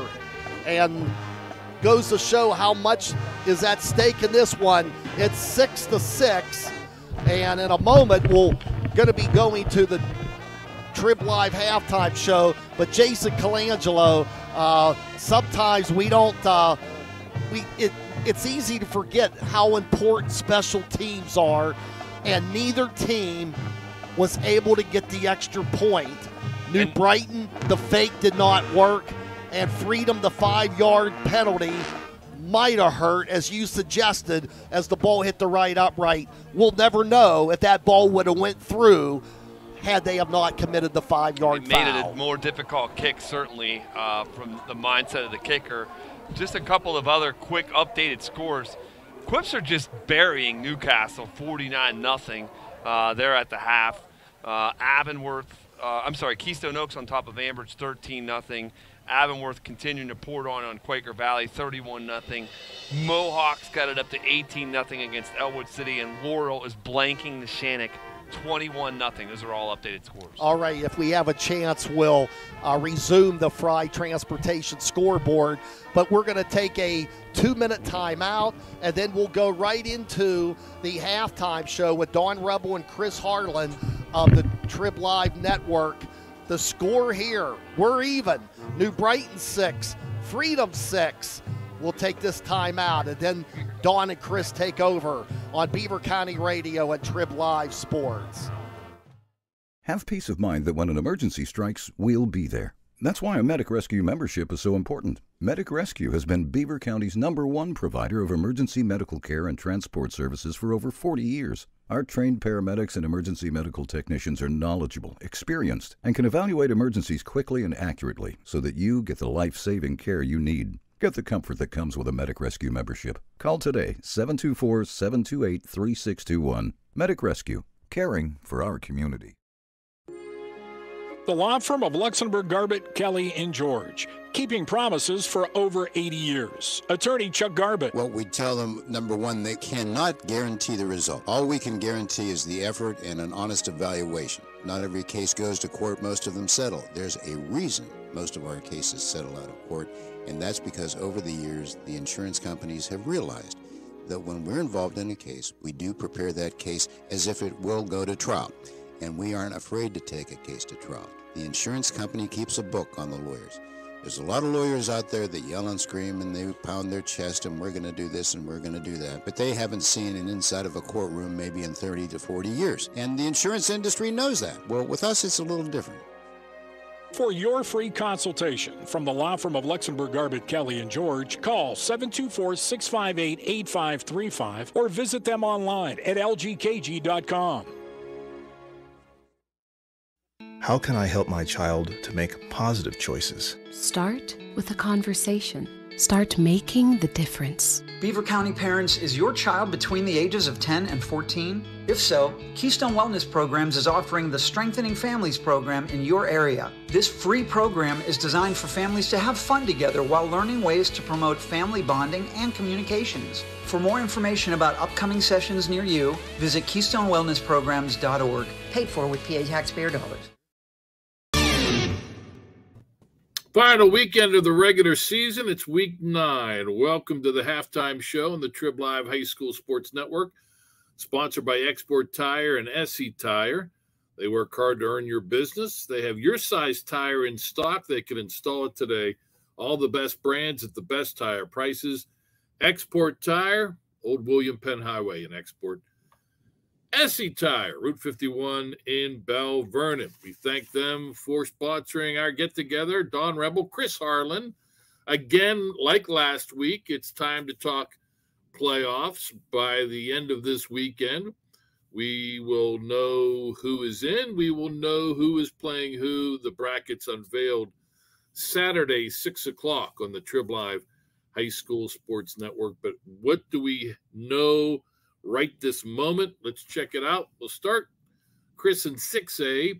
Mount Lebanon in, Central Catholic in, North Allegheny in, Seneca Valley in. North Allegheny, Seneca Valley playing Friday night for third place. Canna McMillan, even though they lost to Norwin, a lot of strange things would have to happen to keep them out of the postseason. Yeah, perfect scenario to get North Allegheny, Seneca Valley on the field in week 9. Because that third place is the third wild card. Kind of nice to see those two kind of go head to head and figure it out amongst themselves. who's going to get that bye. Right. Mount Lebanon Central Catholic already know they'll be off in week 10. The winner of Seneca Valley and North Allegheny will join them watching the first round, the opening nights on Trib HSSN. All right, let's go to 5A. We'll start in the Big East Conference. Penn Trafford, Gateway, Woodland Hills, Franklin Regional have all clinched some wiggle room for moving up and down based on that Franklin Regional Gateway game. Northeast Conference, Pine Richland, Penn Hills, North Hills, Fox Chapel are all in. So those two conferences are set as far as the teams that have qualified. Allegheny 6 Conference, still one spot up for grabs. Moon, Bethel Park, Upper St. Clair have clinched, coming down to that South Fayette Peters Township game on Friday. Yeah, I think 5A is still probably the most unpredictable in that we could still have a 3-way tie for first place in the Northeast. And I like that in the Allegheny 6. You know, even though South Fayette hasn't won a game yet, they're still in it. Everybody from top to bottom in that Allegheny 6 has an outside chance of making the playoffs. And I think that makes the season exciting for everybody involved. Yeah, West Allegheny still involved as well as they face off against undefeated Moon. All right, 4A, Big 8 Conference, big game on Friday. McKeesport taking on Bell Vernon on the beach for the conference championship. Both those teams are in. Thomas Jefferson, Laurel Highlands have also clinched. Greater Allegheny Conference, remember, 5 teams make it from this conference. 4 have clinched. Hampton, Armstrong, Indiana, and Highlands looking good in all the wild cards. The reason those 2 have clinched. Plum, Mars still alive along with Greensburg-Salem. Plum, Greensburg-Salem, big game Friday to determine a likely playoff spot. And finally, Parkway Conference, Aliquippa, Beaver, Newcastle in. Winning, you're in. Chartiers Valley hosting Montour. Yeah, Don, kudos to you on those Greater Allegheny Conference tiebreaker scenarios. If anyone has like an afternoon free, find it on the website. Good reading there. That's a lot of work to break down that conference because there's still so many moving pieces. My fingers remain numb trying to figure it all out. All right, 3A, 2A, and Class A coming up. Halftime show, week 9 here on the Trib Live High School Sports Network. Need new tires in a hurry? SE Tire has your size tire in stock. Install today. Before you hit the open road, see the tire experts at SE Tire. We do tires and we do them right. Before you hit the open road, see the tire experts at Export Tire. We do tires and we do them right. If it has wheels, we have the tires. Export Tire, your commercial tire headquarters.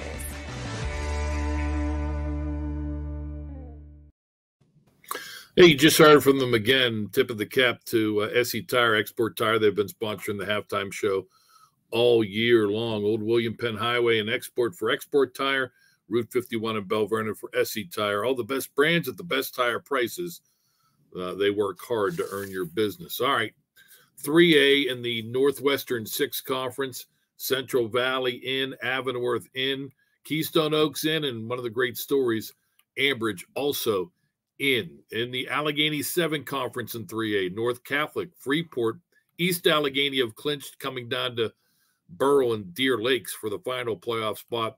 And in 3A's Interstate Conference, Elizabeth Forward and Mount Pleasant in. 3 teams alive for the final 2 spots. Big one, Southmoreland taking on South Park Friday night. South Allegheny, also a big one, as they host Mount Pleasant.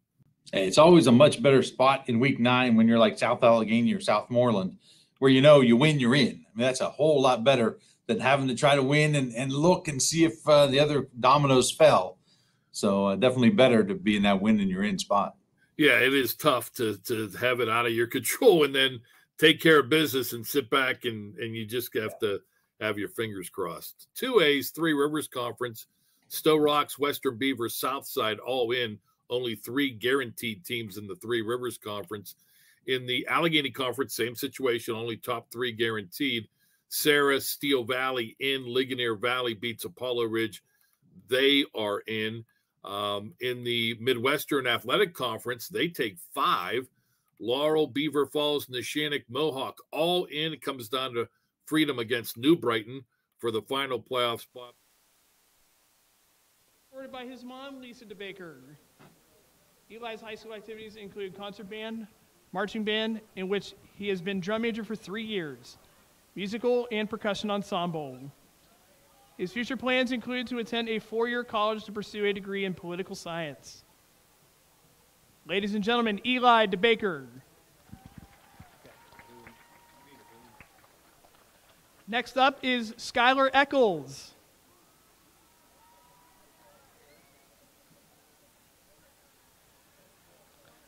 Skylar is escorted by her mom, Rachel Fox, her aunt, Michelle Nye, and her uncle, William Nye. Her high school activities include softball, Lionettes, youth ambassadors, Lioness Club, and Envirothon. Following high school, Skylar plans to attend a 4-year school to earn a degree in nursing.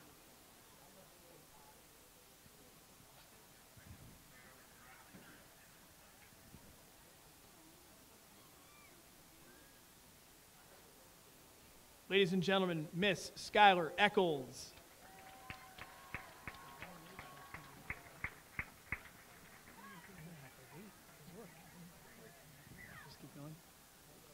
Our next senior is Aaron Elliott. Aaron is escorted by his mom, Mandy Elliott, and brother and sister-in-law, Ryan and Kirsten Elliott. His high school activities include soccer, concert band, marching band, in which he has been drum captain for 3 years, basketball, cross country, and baseball. Aaron plans to go to college to earn a degree in sports medicine. Ladies and gentlemen, Mr. Aaron Elliott. Our next senior is Olivia Rose Geiger. Olivia is escorted by her parents, Dean and Tara Geiger. Her high school activities include varsity softball, the musical, Lionettes, Envirothon, National Honor Society Lioness Club, youth ambassadors, and a library aide. She's a part-time employee at Kohl's. Olivia plans to attend Pennsylvania Western University at Clarion to major in atmospheric science and minor in physics. Ladies and gentlemen, Olivia Geiger. Our next senior is Mia Giles. Mia is escorted by her mom, Rachel Giles, stepfather, Christopher Jackson, and her sister, Cecilia Giles. Mia's high school activities include musical, cheerleading, archery, and Lionettes.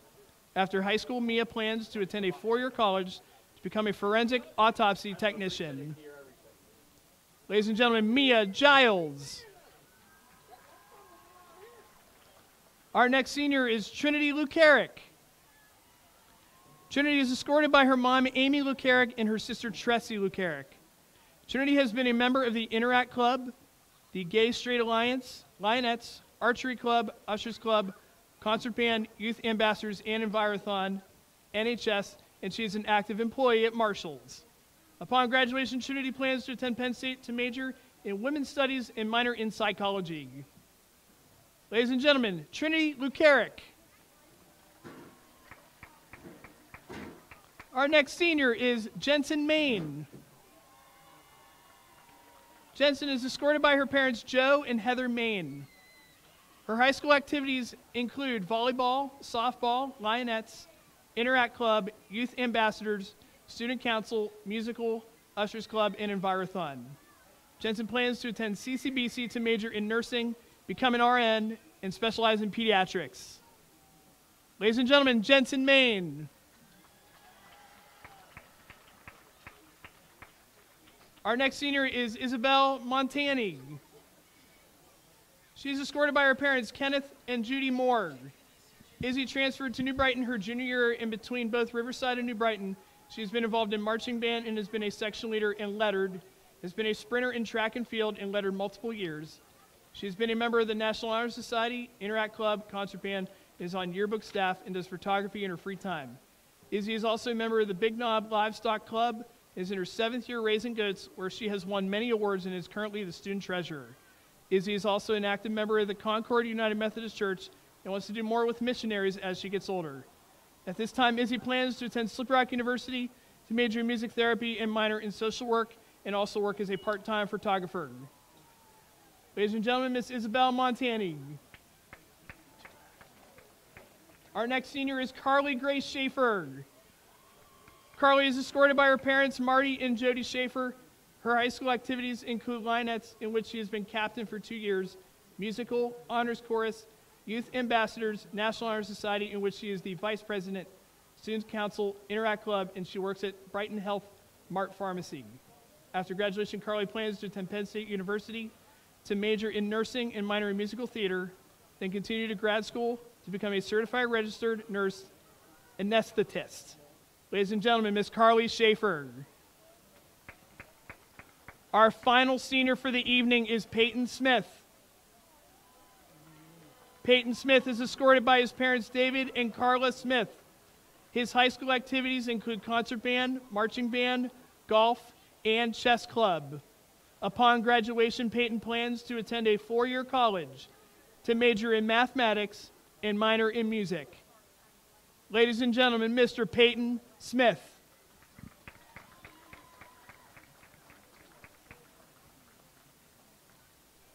Ladies and gentlemen, as our final seniors are making their way down, let's have one more hand for our class of 2022 New Brighton Band seniors. Congratulations and best of luck to all of our seniors with your future plans.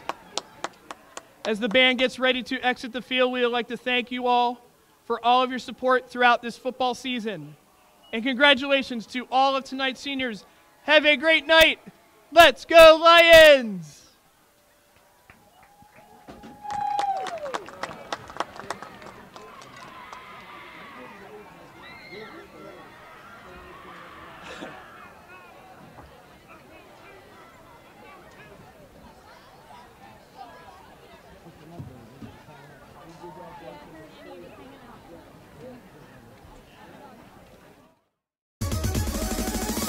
Know if your team won or lost right away with a visit to the webpage scoreboard at beavercountyradio.com. As soon as the games are over, Beaver County Radio will have all the up-to-date high school football scores posted, along with game recap stories and action photos. It's Beaver County's #1 online source for high school football scores and more. Presented by the Laughlin Insurance Agency, Friendly Federal Credit Union, Drug-Free Aliquippa, Keystone Wellness Programs, Dr. C. Timothy Lip, Heritage Valley Health System, and the Beaver Falls Municipal Authority. Click beavercountyradio.com. Community College of Beaver County is more than a place to build a career, it's a place to belong. With extra financial grants and less fees, programs that get you to graduation or on the job fast, flexible courses that come straight to you, and full support along the way, CCBC offers real learning for real life. Don't just attend college, experience it. Visit ccbc.edu to browse classes and get started, or call 724-480-3504 to connect with CCBC. You belong here. In order to call the right play, you have to be able to communicate. Dental hygiene not only affects appearance and eating habits, it can also have an impact on your ability to speak clearly. Dr. C. Timothy Lip wants you to keep your teeth in the game, and he has a playbook designed for success so that you can call the right play or even call an audible. Get suited up for a win, or at least a winning smile, by joining Dr. C. Timothy Lip's team in Beaver Falls or Robinson Township. Visit lipdentistry.com. Navigating healthcare should be easy. Heritage Valley Medical Neighborhoods offer the care you need most in one convenient location. Access walk-in clinics, primary care, lab, diagnostic imaging, and other services at one of Heritage Valley's 7 medical neighborhoods. There's no need to travel far for quality healthcare. Find a medical neighborhood near you at heritagevalley.org. Heritage Valley and you, uniquely connected for life.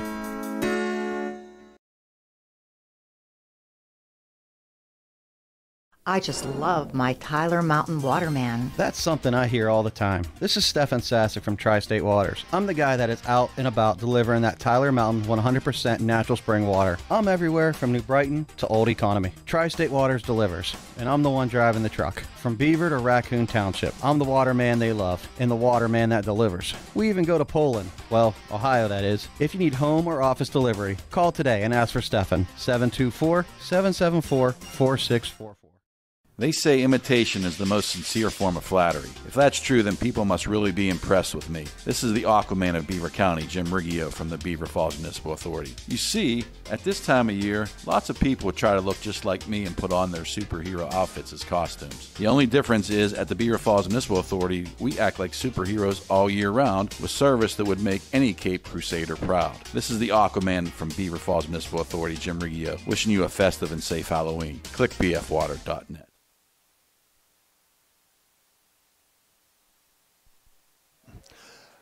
And we continue our halftime as we get ready for the second half. Freedom 6, New Brighton 6. And obviously the winner of this game will go to the playoffs. The losing team will not go to the postseason. And just a couple other scores for you.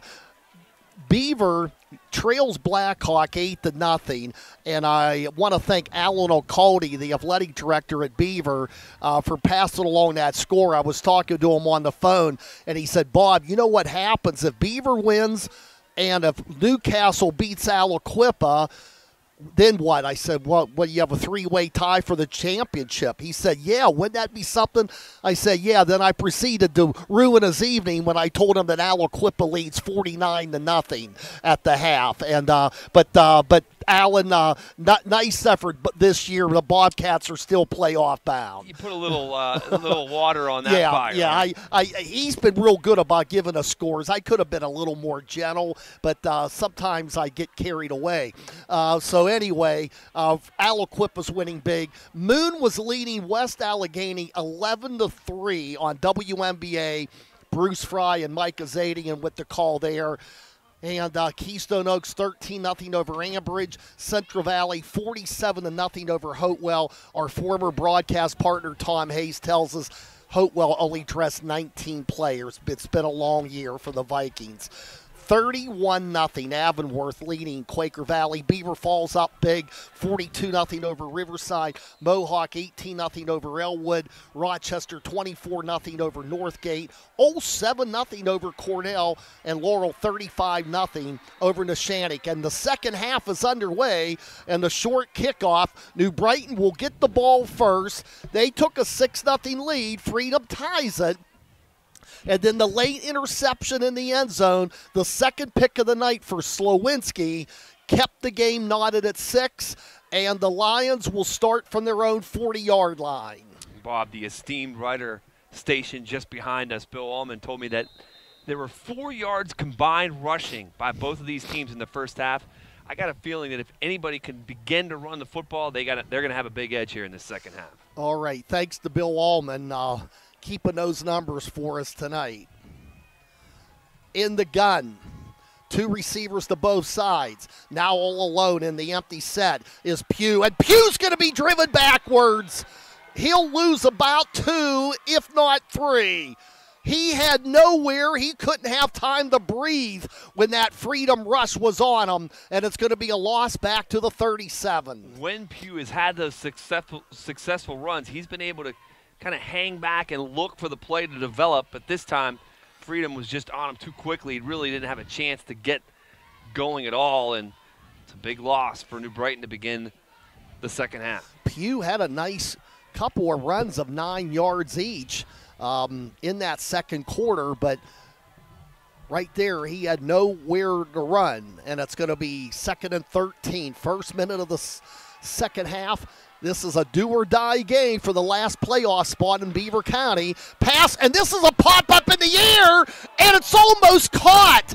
A great effort by Keiondre Williams, and that ball just slipped out of the hand of Pugh, and somehow Williams made a gallant effort, but it's incomplete, and it's 3rd down. Somebody might have got a hand onto the throwing arm of Pugh and force that ball to go, a little bit higher than he wanted it to, because it looked like it was it was just floating up there a little bit on it. All right, I'll go along with you. Nonetheless, it's 3rd and 13. 1 minute gone by in the third quarter in this 6-6 game for a playoff berth. 3 receivers to the right for the Lions. In the gun goes Pugh, and Pugh looks over to the sideline. Now he'll step back into his position. And the Lions are taking a lot of time, and there's a flag on the play. And that's going to cost New Brighton. I'm sure Joe Greco was aware, but when you're third down already in 13, why use a timeout this early in the half? Yeah, and they just let the clock run dry, and it's going to be 3rd and 18. We've seen New Brighton flirt with that delay of game penalty throughout the course of the evening as well. They've had a couple instances where we thought they might get a flag, and they just got it off. But this time, no dice. 5-yard penalty, and it makes it what was going to be a tough conversion even that much more difficult. Ball was all the way back to the New Brighton 32. Not too many plays worked successfully on 3rd and 18. New Brighton will try. Sideline pass caught by Montanez. He breaks a tackle, but he's going to be stopped at 40, the original line of scrimmage. So Joe Greco will have to bring in the punting unit on 4th and 10. Yeah, Cody Patterson had a shot at him initially and really could have stung him for a loss. He was able to shake free, but then the support came, and eventually Cody got back into play as well. So it's 4th and long for New Brighton. So Freedom strikes first in the 3rd quarter, not on the scoreboard, but making a statement defensively, forcing a 3-and-out for the Lions. And that first down was just a killer for New Brighton because that got him behind the chains and never really recovered. So the Bulldogs will see New Brighton punt, and it's Keiondre Williams high, not long, and kind of takes a sideline bounce, so no extra yards on the roll for the punter and Williams. That was and Freedom will take over at their own 39. That was a heck of a punt by Williams, able to remain focused despite the fact that the white jerseys were breathing down his neck, and I thought they were going to get to that one. But as a result, it's only a 21-yard boot. Bob, it's always there's always like that trepidation when you're trying to go for that block to lay out and go toward the punter or to have kind of a more vertical look. And if you lay out and go at him, you're going to hit him. And that's the problem. You've hit me with deluge and trepidation. I'm not a Geneva College grad, so I'm losing you sometimes on your vocabulary. But I like the word. And a sideline pass is caught, but for little, it might be a yard pickup for the Bulldogs to Cody Patterson, and it's 2nd and 9. Patterson, just a sophomore, but making his presence known. We saw him on the defensive end just a couple of plays back, and now on the receiving end of the throw on 1st down from Slowinski. But again, running game, Bob, is just non-existent for both of these teams. Again, you're not winning on 1st down, and that sets up a 2nd and 9. It's difficult. Well, they played 9 overtimes last week at University Park.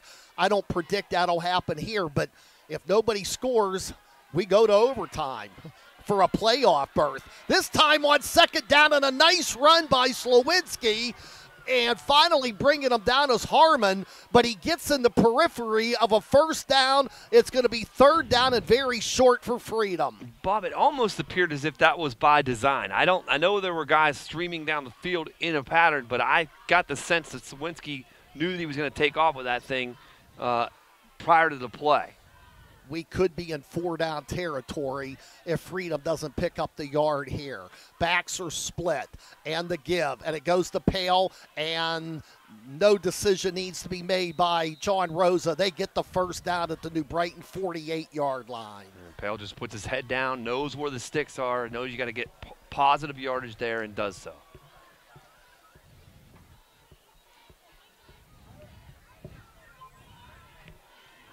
So it's 1st down Freedom at the New Brighton 48. Bulldogs trailed 6-0, came back to tie.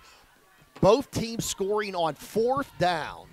Lions had 4th and 9, getting the pass to Keiondre Williams. And then Freedom getting the 3-yard run on 3rd and 4th and goal. Ball tipped, and it's picked off by Montanez. He's at the 40, 35-30. It's a foot race. He gives up a stiff arm, and he's knocked out of bounds inside the 20-yard line. New Brighton gets the interception, and they get great field position. Slowinski's pass was just a touch high, and the resulting tip fell right into the waiting arms was it Montanez or Hopkins? It was Montanez, correct? Montanez. Yeah, Montanez was right there in perfect position to pounce on it. It's going to be first down New Brighton at the 19. And Slowinski has the dubious distinction of having 2 interceptions throwing the football and 2 interceptions catching the football. And he'd love to dial up number 3 right here because New Brighton's threatening. 7:49 to go in the third quarter. Can the Lions take advantage of the miscue by the Bulldogs? And now we got a whistle, and I think New Brighton's going to be guilty. And stepping across the scrimmage line early for the Lions was Trevon Phillips. And it's going to cost New Brighton 5. We got a late flag over here along the sideline, too. And that's going to be a dead ball on sportsmanlike conduct. And I saw that out of the corner of my eye. It was somebody engaged with the official. I think it was Phillips that was engaged with the official, and the coaching staff was imploring him to stop. He did not do so, and the flag came out late. Well, that really hurts. You get the 5-yarder on the false start, and then they'll tack 15 more on. And, boy, this is really going to hurt New Brighton. That's a senseless penalty because you went from being in great position to score to now, I mean, it's first down and very, very long for New Brighton. Just a terrible turn of events there. You can't have that happen. Just undisciplined. You need 30 yards. You have 4 downs to do it. And their kicking game has been suspect this year, so you get the feeling they're going to need to get those 30 yards.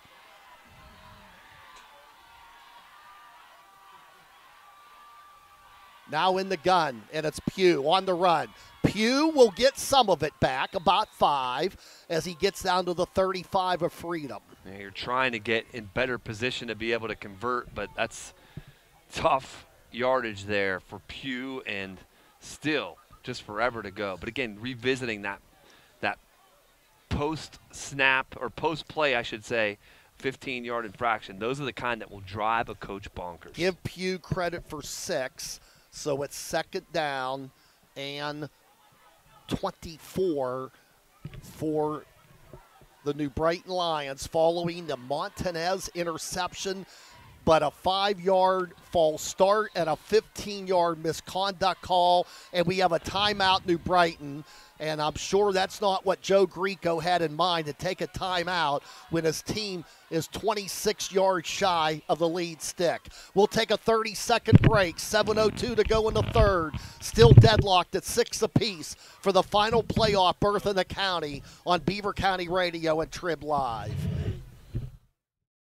How can I help my child to make positive choices? Start with a conversation. Start making the difference. Beaver County Parents, is your child between the ages of 10 and 14? If so, Keystone Wellness Programs is offering the Strengthening Families program in your area. This free program is designed for families to have fun together while learning ways to promote family bonding and communications. For more information about upcoming sessions near you, visit KeystoneWellnessPrograms.org. Paid for with PA taxpayer dollars. So New Brighton has to use one of its 3 timeouts. They have a second down and 26 yards to go. They need to get down to the 10. Actually, it's more like 24 yards separating New Brighton from the marker.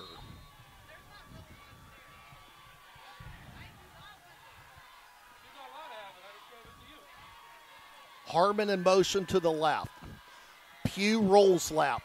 And the pass in the flat, Harmon's going to take some good yardage, getting it inside the 20 to make it third and more manageable. They're going to need about, maybe 8 yards on third down as they give the Lions the 18-yard line. It was well designed. They roll out Pugh and they send Harmon over there with them, and it makes it an easy pitch and catch to get some good positive yardage. And now you've got a situation where you have the opportunity to convert 3rd and 8.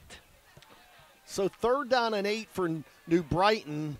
They were looking at 33 yards initially. Now rolling right is Pugh. Pugh's pass, it is caught by Montanez. He lost his footing. He's going to be stopped at the 14. It brings up 4th down and maybe 5. That was the same exact play, but to the right side of the formation this time. They just run the same exact play and try and roll out to get the receiver Montanez out in the flat and make it an inviting target for quarterback Pugh. Gets about half of what's needed, so now it's 4th and 4. They'll line up Mckay to the far left. Big play here. The slot receiver left is Kyler Rumbold. There's movement, but no flag. I think the Lions wanted some laundry, but they don't get it.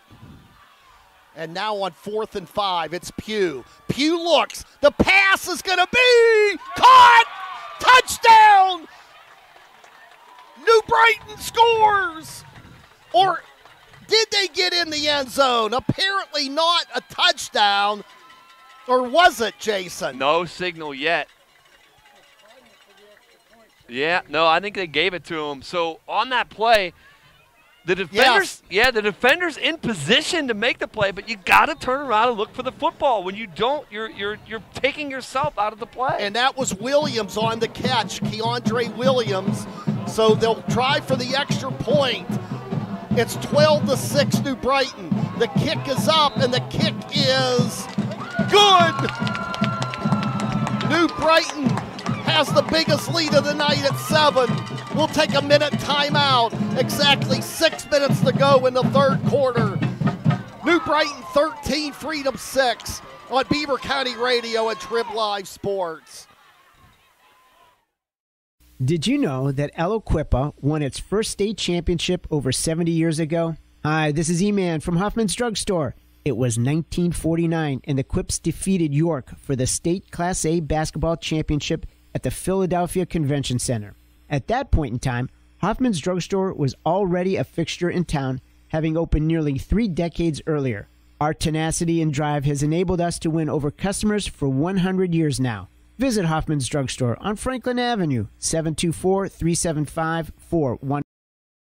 Hi, this is Bob Barrickman here for Fry Transportation. When it comes to school buses in Beaver County, it sure is hard not to notice the shiny Fry Transportation fleet. Fry Transportation has been a local family-owned Beaver County business for over 30 years. As any successful football team must be dependable and reliable, these same qualities have made Fry Transportation a champion operation. Best wishes to all local teams and safe travels to the gridirons this season. From your friends at Fry Transportation. And Freedom backed up at their own 19-yard line after the New Brighton touchdown, the interception by Montanez, and then on 4th down, all 3 touchdowns have been scored on 4th down tonight. And I thought it was a good job by New Brighton on those prior 3 downs to get themselves into a manageable situation at 4th and 4, and then eventually they get into the end zone for the score. So Freedom now has to come back again. And off the right side for a couple goes Pale at 2nd down for the Bulldogs. Boy, Freedom would love to have an answer of some sort here. Emotionally down 13-6. You knew this was going to be a tight football game, but it's been low scoring thus far. And you'd love to answer with a touchdown of your own and make a statement here for the Bulldogs. New Brighton, a team that broke a 4-game losing streak last Friday night in its win over Riverside. Now with the lead and a chance for the playoffs, and a pass down the field, and it's incomplete. Well covered by New Brighton. They tried to get the ball to Josh Yeck, and it's 3rd down and 7. Yeck was bracketed by a pair of defenders, and I get the sense that Slowinski, sensing that himself that was not there, just threw it over top of everybody. 5:17 to go in the third quarter. New Brighton leads Freedom 13-6.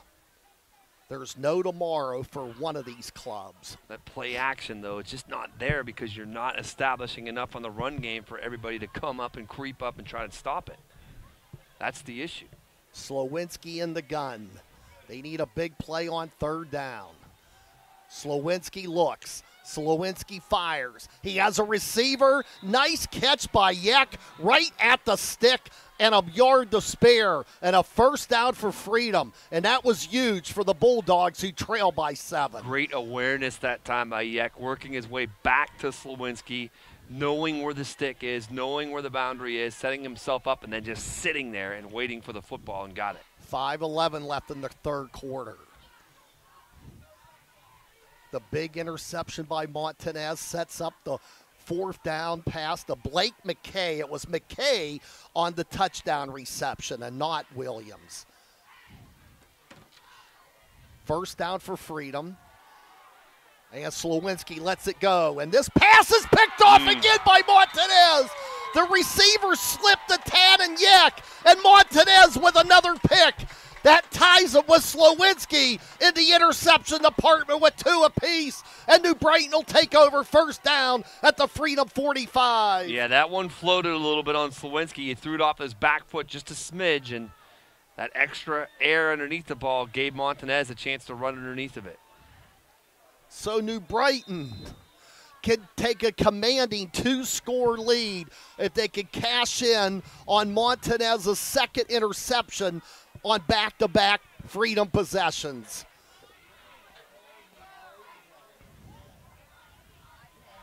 Montanez, who figured little in the first half, now is certainly stepping up when we have to announce our CCBC players of the game. In the flat, they got a receiver and plenty of room for Harmon down the left sideline. He's on the loose, and he's into the end zone for the touchdown.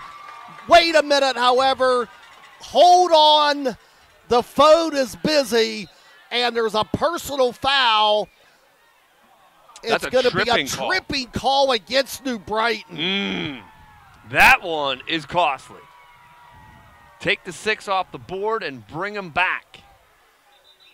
That hurts. Yes, sir. This is something that we've seen New Brighton has success with here in this second half. They get Pugh out there on the edge, and he's able to roll out. And it's almost as if he's seeing the play better from outside of that pocket on the rollout. But well, I'm looking at Christian Kirschner, who's patting Montanez on the back as if to say, hey, don't worry, we'll make up for it. I don't know for sure if it was Montanez, but Montanez was the guy in motion coming across the field. So he may have got into somebody when he was on the backside trying to protect Pugh. That would make sense. I don't know that for sure, but this is a spot foul too, Bob. So this is a huge penalty. Oh, this goes all the way back to the 35-yard line. They need 30 yards for the first down. But keep in mind, this happened to New Brighton just a series ago, and they were able to chip away at it and get it down to a 4th and 4, which eventually led to the touchdown. So Freedom's got to turn the wick up here. It's 1st and 30. Now it's Pugh rolling, passing, and it's complete. Nice pickup. He gets about 8 on the play. And on the reception, I believe that was Trevon Phillips to the 42. Freedom is losing contain on that edge, and they're allowing Pugh to get outside of that containment and then set his feet and throw downfield. They've got to get him pinned back in toward the pocket and not allow him to get outside of the hashes. So it's 2nd down and about 23. New Brighton will have 3 receivers to the right. Pugh in the gun again. Replacing Haddocks at midseason when Haddocks suffered a season-ending elbow injury. Now, that is Harmon taking the snap, and he doesn't get much. A couple yards to the 45. It'll bring up 3rd down and 20. Bob, and a late marker. Let's see what this is all about. It happened right in front of the Freedom bench.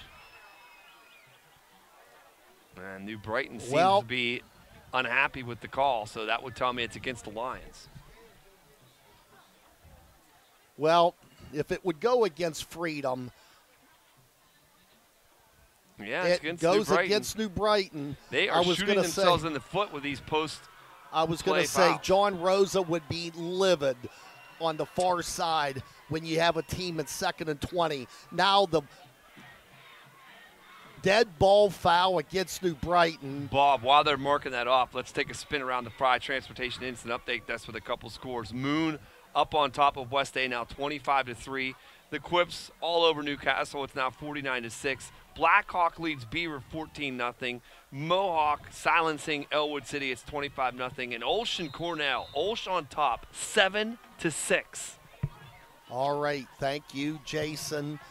So at Moon on WNBA, 25-3. West A needs that win, and it's not looking good for the Indians.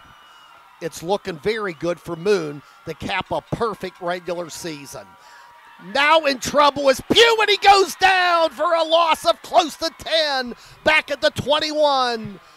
And, Bob, that time Pugh doesn't roll out. He gets in that pocket, and he just watches it collapse around him. And we have an injury. Once upon a time, my neck was straining to the right looking at New Brighton, looking like they were going in for a touchdown. Now it's straining to the left with all this field position that they've lost via penalties and now the latest with the sack. Yeah, there was a time in football where you would see in this situation maybe a kind of a quick kick if a team's not expecting to field a punt, and you can get a long one and perhaps get a big roll out of it. But on 3rd and 50 or whatever it is, 4th and 42 now, you have lost a lot of field position due to penalties. You have a tripping call and a personal foul call. That is costly. So much for the interception by Montanez. I mean, he did his job to get the ball at one time. Well, they lost yardage because of the late hit. He had the ball down to the 19, but they lost some of that, and then they just kept losing more. And now New Brighton will punt, and the whistle will blow beforehand. And they call it timeout. New Brighton has taken its second timeout. 2:49 to go in the third. Curtis, ring up a spot. We'll take a 30. It's New Brighton 13, Freedom 6 on Beaver County Radio and Trib Live. Navigating healthcare should be easy. Heritage Valley Medical Neighborhoods offer the care you need most in one convenient location. Access walk-in clinics, primary care, lab, diagnostic imaging, and other services at one of Heritage Valley's 7 medical neighborhoods. There's no need to travel far for quality healthcare. Find a medical neighborhood near you at heritagevalley.org. Heritage Valley and you, uniquely connected for life. Mohawk and Elwood, 24-0. And we're back awaiting the punt, high, short, and a fair catch called at the 45 of New Brighton. All things being said there, it's not really a bad punt. You get it back to the 45 with no return. I know it doesn't sound great because it's in New Brighton territory, but Yak called for the fair catch, or I should say Pale did, at the 45. That's where Freedom will put it in play. And despite the interception by Montanez, New Brighton just kept losing yardage, a costly unsportsmanlike conduct call, and a big sack on Pugh. And now Freedom is in business in New Brighton territory. Look out, loose football, and Freedom pounces on top of it, and they almost coughed it up. And it's going to be a loss of 2 for the Bulldogs to the 47. Yeah, that's a tough way to begin this very important series for Freedom because, again, the theme of the night, trying to run the football, not having success behind the sticks, 2nd down and long, 3rd down and long. That screams turnover, and we've seen it time and again from Freedom here tonight. 2:10 left in the third quarter. New Brighton leads at 13-6. In this battle for the final playoff spot in Beaver County. Now in the gun, Slowinski looking off the back foot. It's caught! What a catch by Boza inside the 25. The defender wasn't looking for the ball, and that was Montanez. And maybe if he would have been, he might have gotten his third pick of the night. But instead, it's Boza on the big catch, and Freedom's got a first down at the New Brighton 21. Boza used that basketball skill there. He located the football and then went up and attacked it right in front of Montanez. Montanez was not in bad position, but Boza did a fine job of reacting to the football, and we've seen that from time to time tonight from defenders. They lose the location of the football. 36 yards in all on the pass to Boza.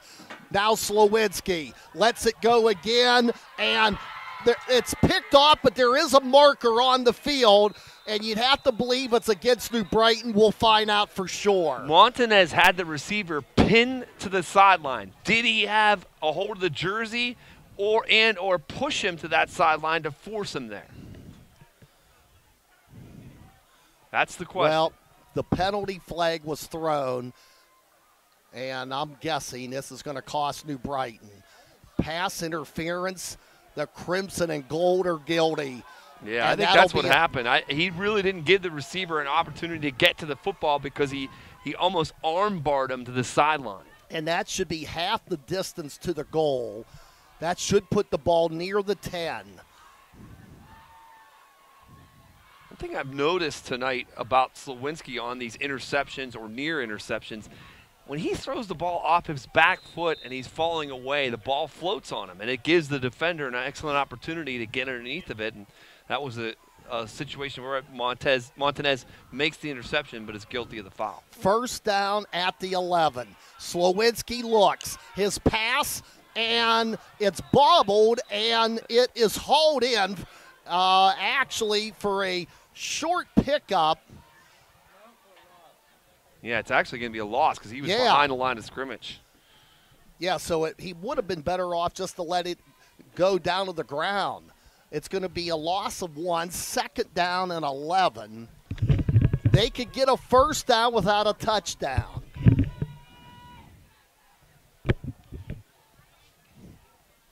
Yeah, Pale able to juggle and hold on to that eventually, but had to give ground in doing so, and just far enough in front of him that he could get it, but couldn't turn upfield. Slowinski in the shotgun. He has 3 receivers to the right, and he rolls left. He's in trouble. He's going to be driven out of bounds. And getting there for New Brighton was number 2, Trevon Phillips. And it's going to be third down and long for Freedom. Probably the right decision there by Slowinski not to try and deliver that football. He was under duress, 3 defenders bearing down on him. Thought about trying to release it, but thought the better of it. Just ate it, take the sack, and now it's third and long. We've seen so many losses of yardage tonight by both clubs. They're back at the 20. They have to get to the 1 for the first down with a minute left in the third quarter.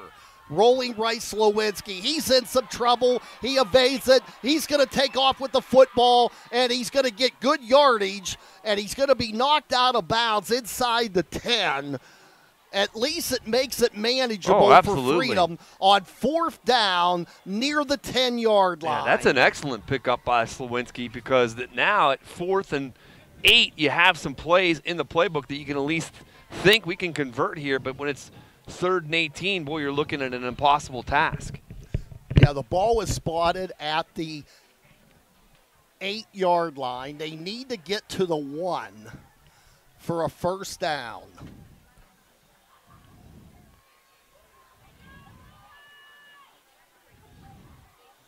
Bulldogs 4th down with 51.5 seconds to go in the third period, and Freedom's down by 7.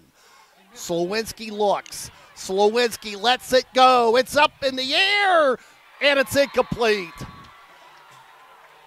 And New Brighton will take over on downs at the 8-yard line. And that was another instance where Slowinski had to backpedal as he threw the ball, and that's what got the loft underneath of it. Defender there, and as a result, New Brighton takes over. Bob, just a quick update for you on a couple of scores. Over on NBA now, Moon is pouring it on. They lead West State 32-10. Beaver has struck back against Blackhawk. It's now 14-6 after the missed extra point. Keystone Oaks over Ambridge 20-0. Mohawk all over Elwood City. It's now 33-0. Ditto for Rochester. They're blowing out Northgate 42-0. And Cornell has its first lead of the game. They lead Olsh 12-7.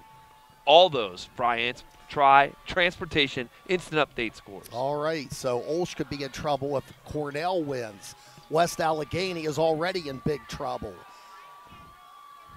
And this time on first down and nothing doing. You see Pugh wanted to get outside there, couldn't do so, and then the pursuit was on the inside to him. Now we got an injury. And the tackle by Freedom and a good one by Landon Millward. Yeah, we do have an injured Lion. That would be Pugh. Oh, my. For New Brighton. With 33 seconds to go in the quarter, Haddocks went out about a month ago to the elbow injury, and let's hope it's nothing serious for Pugh. They're working on his leg. Might be a cramp. It could be. That would be the best case scenario. Let's take a minute timeout.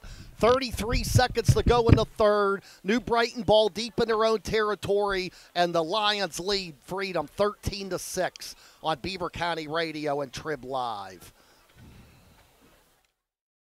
Listening to live sports on the radio in Beaver County is a tradition. This is Craig Fontana from Moon Township Ford, and I ought to know. My dad, Bill Fontana, has called games for over 50 years. Beaver County people know a good call when they hear one, and the best call you can make is to buy your next new or used vehicle at Moon Township Ford. Click moontownshipford.net or visit Moon Township Ford on University Boulevard. Falcone's Moon Township Ford, where friends send friends.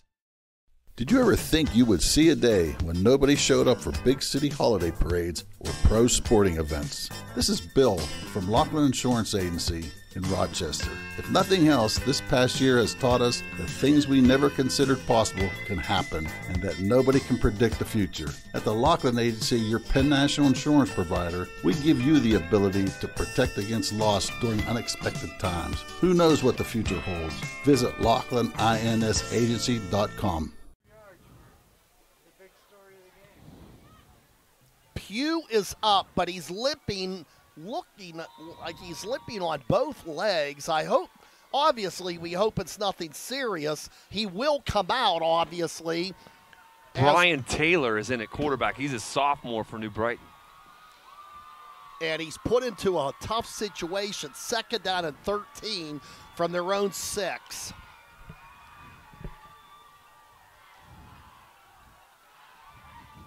Taylor looks. Taylor rolls out. Taylor has to get rid of the football, and it goes incomplete. Well, he had some heat on him when he threw that football, too. Boy, you talk about sending a guy in there and putting it's a baptism by fire. You're sending your sophomore out there. He's in the shotgun from his end zone. Boy, you got to feel for New Brighton. It's a safety, Bob.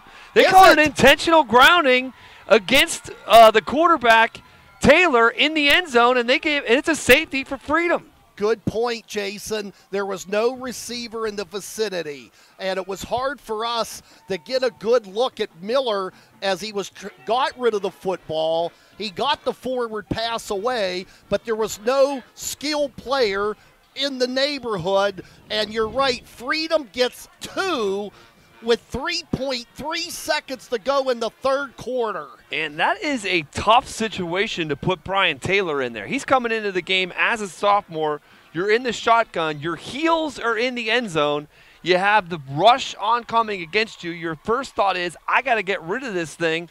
He does so, but he's standing in the end zone when he does so, and that results in the safety. Can't do that. 3.3 left in period number 3, and a young man thrust into a very tough situation. Brian Taylor Jr.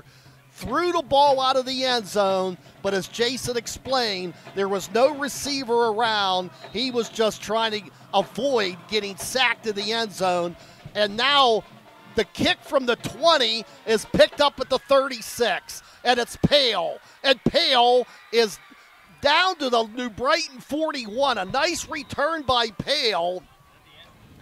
And Freedom with that safety. Well, we'll talk more about it in quarter number 4. 3 periods are in the book for the final playoff berth in Beaver County. It's New Brighton 13, Freedom 8. Now this on Beaver County Radio and Trib Live Sports. It might be time to repair or replace that old garage door. By Barrickman, here for electric garage door sales in Monaca. Call on Robin and her team of expert installers. Dial 724-774-3200, and your door will work like a charm. Featuring CHI quality garage doors and LiftMaster garage door openers. With over 50 years of experience, Robin and her team will get it done right. Give them a call, 724-774-3200, or find them online at electricgarageDoorSales.com.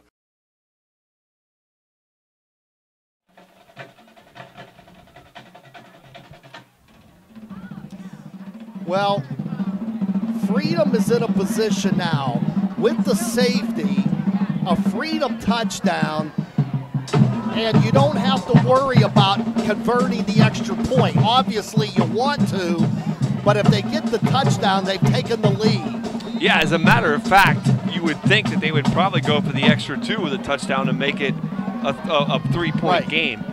It becomes irrelevant whether or not you get the single point, but first things first, the Freedom Bulldogs are thinking we got to get in the end zone before we worry about what we're doing on the extra point. Yek, the receiver to the right. In the gun goes Slowinski. His pass down the field. Is it hauled in? Out of bounds. Yeah, I think he may have caught it, but his feet were out of bounds when he pulled it in, so it'll be an incompletion. In that instance, Slowinski did set the feet and did throw a strike down the field. It was well thrown. Receiver had a chance to squeeze it, but not quite inbound. That was Boza on the catch, but his foot was out of bounds. He needed to get one in, and he did not. Second down and 10, Freedom at the 41 of New Brighton. 13-8 Lions if you just tuned in. And now rolling and slipping. There is a marker on the field. And I don't know. Well, we'll find out for sure.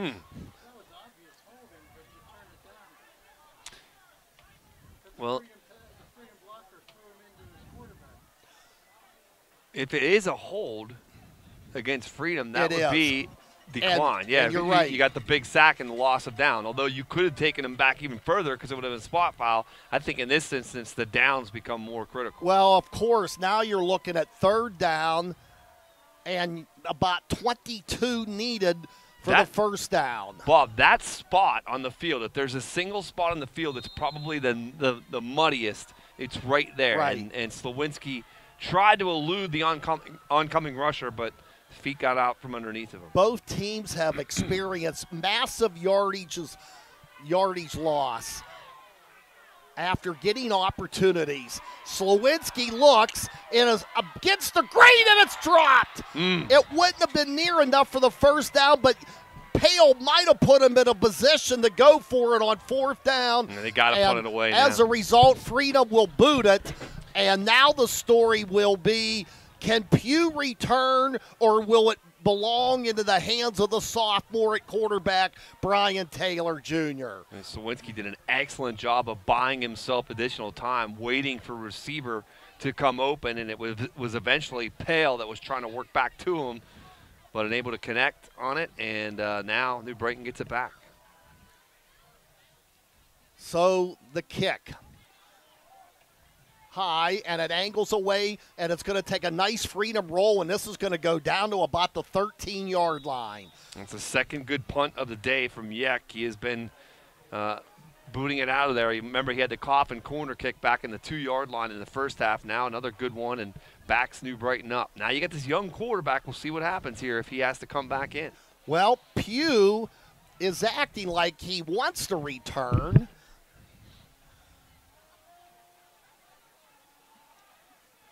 Yeah, I think he's going to return. I think he's getting to play. All right, so that would be great news if Pugh was able to shake off that injury, and boy, he is back.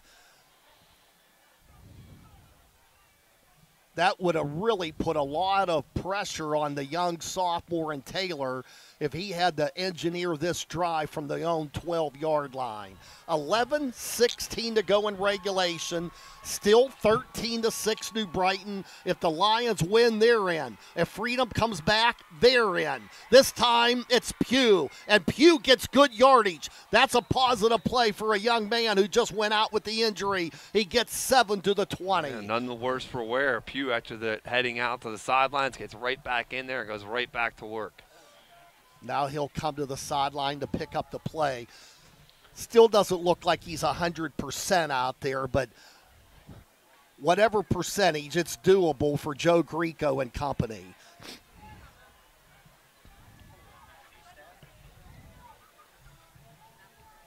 So 2nd down and 3 after the 7-yard run by Gary Pugh. Pugh working out of the shotgun. He has Harmon to his right.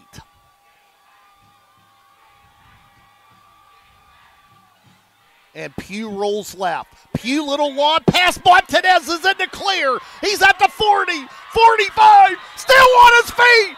And they're going to say that he touched out of bounds. Montanez doesn't believe it, but he's rolled out of bounds at the 50-yard line. Wow, was that close. And it just got a hand on him to force him out of bounds. But, again, that's the play that has killed Freedom's defense. And what it is Pugh is able to escape and get outside of the hash marks and get out on the perimeter. And when he gets out on the perimeter, he's seeing the receiver in front of him, and it becomes a much easier target for him than when he's standing inside the pocket with the pressure around him. The pass totaling 30 yards to Montanez.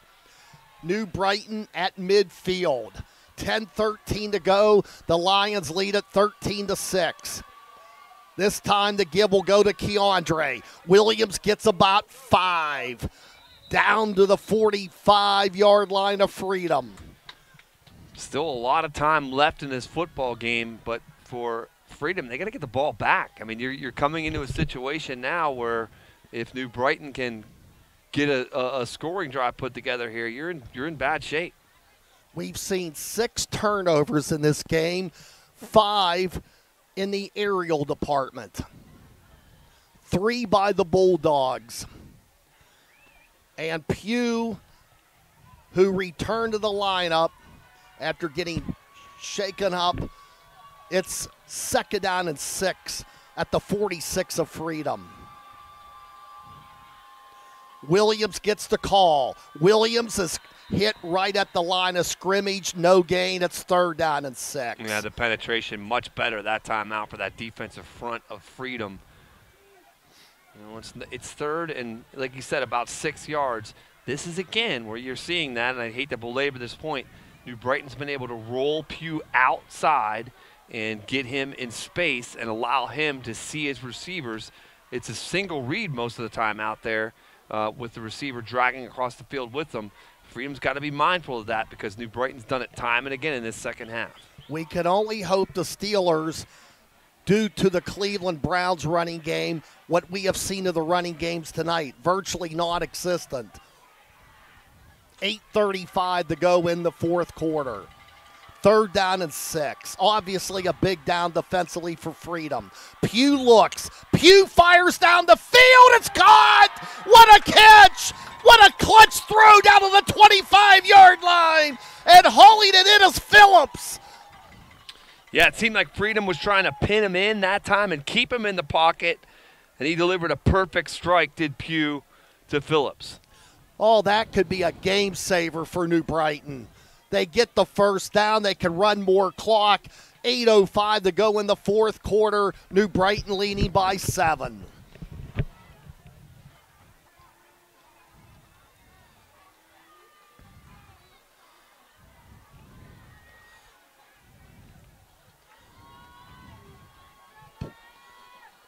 Now it's Pugh in the gun.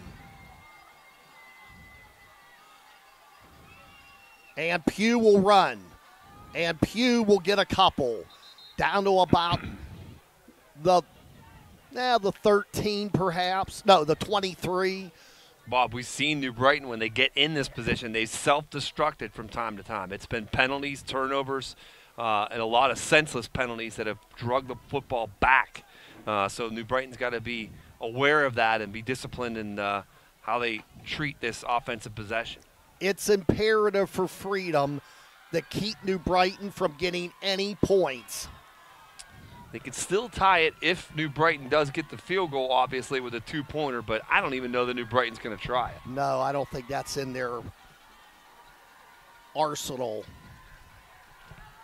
New Brighton's thinking end zone, which would put them so close to getting to the playoffs, despite coming in with a 3-6 overall record. Now it's Pugh. Pugh running out of the pocket, breaks one tackle, but he won't elude the next. And it's going to be no gain, maybe a half a yard loss. And coming up to make the tackle was Damian Gruneagel. But give credit to Caden Martin. He just got a little piece of Pugh, but that slowed up Pugh enough so that Gruneagel could get to him. So the Lions are looking at 3rd down and 9. With 6:13 to go in the fourth quarter. Plenty of time for Freedom. If they get it back, they would have all 3 of their timeouts, and they trail it 13-8. If I've said 13-6, excuse me, because it's 13-8, and that is huge. In case Freedom would get a touchdown, that would give them the lead. Pugh looking. Pugh fires, and it's off and almost intercepted.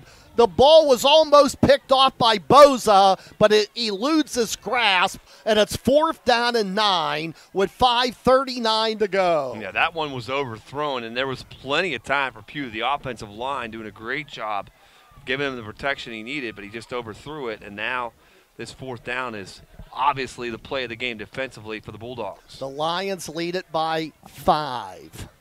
13-8. It's 4th and 9, and the game could be on the line for Freedom here. This is where we've seen that rollout, and we've seen it time and again. Will they go back to it?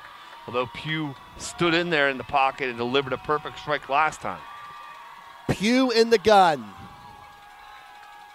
They're going to take a timeout. And that would be their final one. So if Freedom was to get the lead, New Brighton would have to come back with no timeouts. Bob, speaking of finals, it's a final. Hopewell and Central Valley. Central Valley cruising past the Vikings 47-6. Over on NBA from the Pride Transportation Instant Update desk, Moon is now on top, 39-10 over West Day. Or no, I'm sorry, make that 46-10. They just scored again. And Rochester burying Northgate. It's now 48-0 Rams. Congratulations to Coach Matzo. I think even if Olsh loses, they would get in because Northgate's about to lose. I think they needed the Flames to lose, so that might put Olsh in, but it looks like West Allegheny will be out because they needed a win and a Peters Township loss, and they're not living up to its end of the bargain. The Moon Tigers could be the story of the year.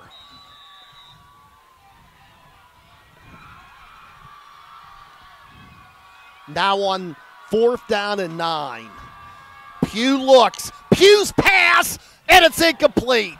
Great coverage down the field there by Freedom. They had a host of defenders waiting for that one, and they turned it over on downs, giving it back to Freedom. Freedom will get the football with 5:33 to go, trailing 13-8. They'll start from their own 22. Well, the first things first, Freedom had to get the football back. They did that without giving up any points, but now the offense, who struggled a little bit tonight, has to be able to execute with the game on the line. Well, I think New Brighton's pressure on Slowinski has been one of the... They have made him uncomfortable, there's no doubt. They have really kept him out of his comfort zone. and they hope to continue to do that.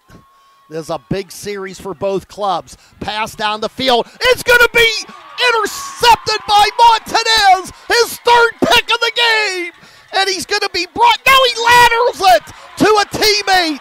Alertly laterals it. And New Brighton will have the first down at the 46 of Freedom. The third pick for Montanez.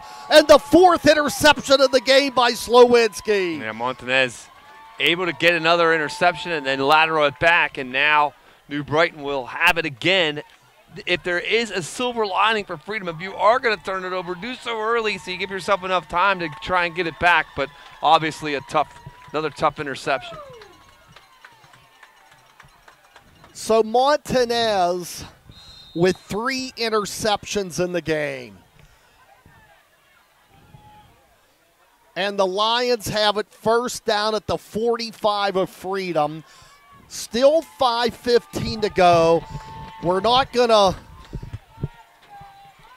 put Freedom in the spectator mode yet. There's still plenty of time. If the Bulldogs get it back, they have all 3 timeouts. I think they're thinking turnover. And now here's the run by Pugh, and he gets about 5. Loose football, but they're going to say that Pugh was down, and I think the proper call.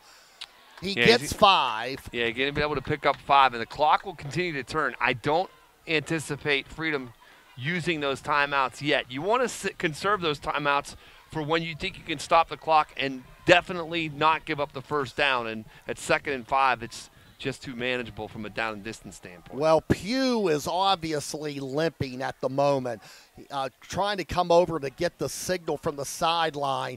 He's just going on fumes. I mean, this young man is determined. He knows he's old enough as a sophomore to know that if he's out of the game, it really puts the onus on the backup quarterback in Brian Taylor, who did take a snap after Pugh got hurt late in the third quarter. Brighton's got to get to the line here. That's going to be a delay of game, Bob. I mean, it wasn't even close. They didn't even get out of the huddle. And they had no timeouts. Yeah, and the thing about it is you get that 5-yard gain, you give it right back to them.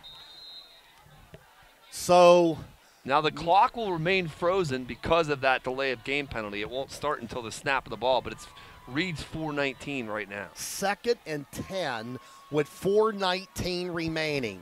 New Brighton leads at 13-8. Freedom's only score in the second half was a safety on the intentional grounding call against Taylor in the end zone. Montanez with the run, he gets a couple to the right side. And we'll see if John Rosa will use a timeout. So far, no action. You know, it's just amazing, though, because you look at that and it's a pedestrian 2-yard pickup. But if it's 2nd and 5, now it's 3rd and 3. Because of that 5-yard delay of game, it backs you up, and now it's 3rd and 8. Now, from a New Brighton standpoint, do you try to throw the football and try to get the first down? If you do, you risk an incompletion, which would stop the clock. Those are all because of that 5-yard delay of game penalty. So Keiondre Williams to the right. To the left for the Lions, Kyler Rumbold. And the flanker is Montanez, who has 3 catches when the ball was not intended for him. And a sack in the backfield, and getting there for Freedom and having a heck of a night defensively, the defensive lineman Landon Millward. Yeah, that's going to be a timeout for Freedom, and that's what I'm talking about. You spend the timeout there because it conserves clock, and you know you're going to get off the field defensively. And Joe Greco obviously will punt here on 4th and 13. So we'll keep it here.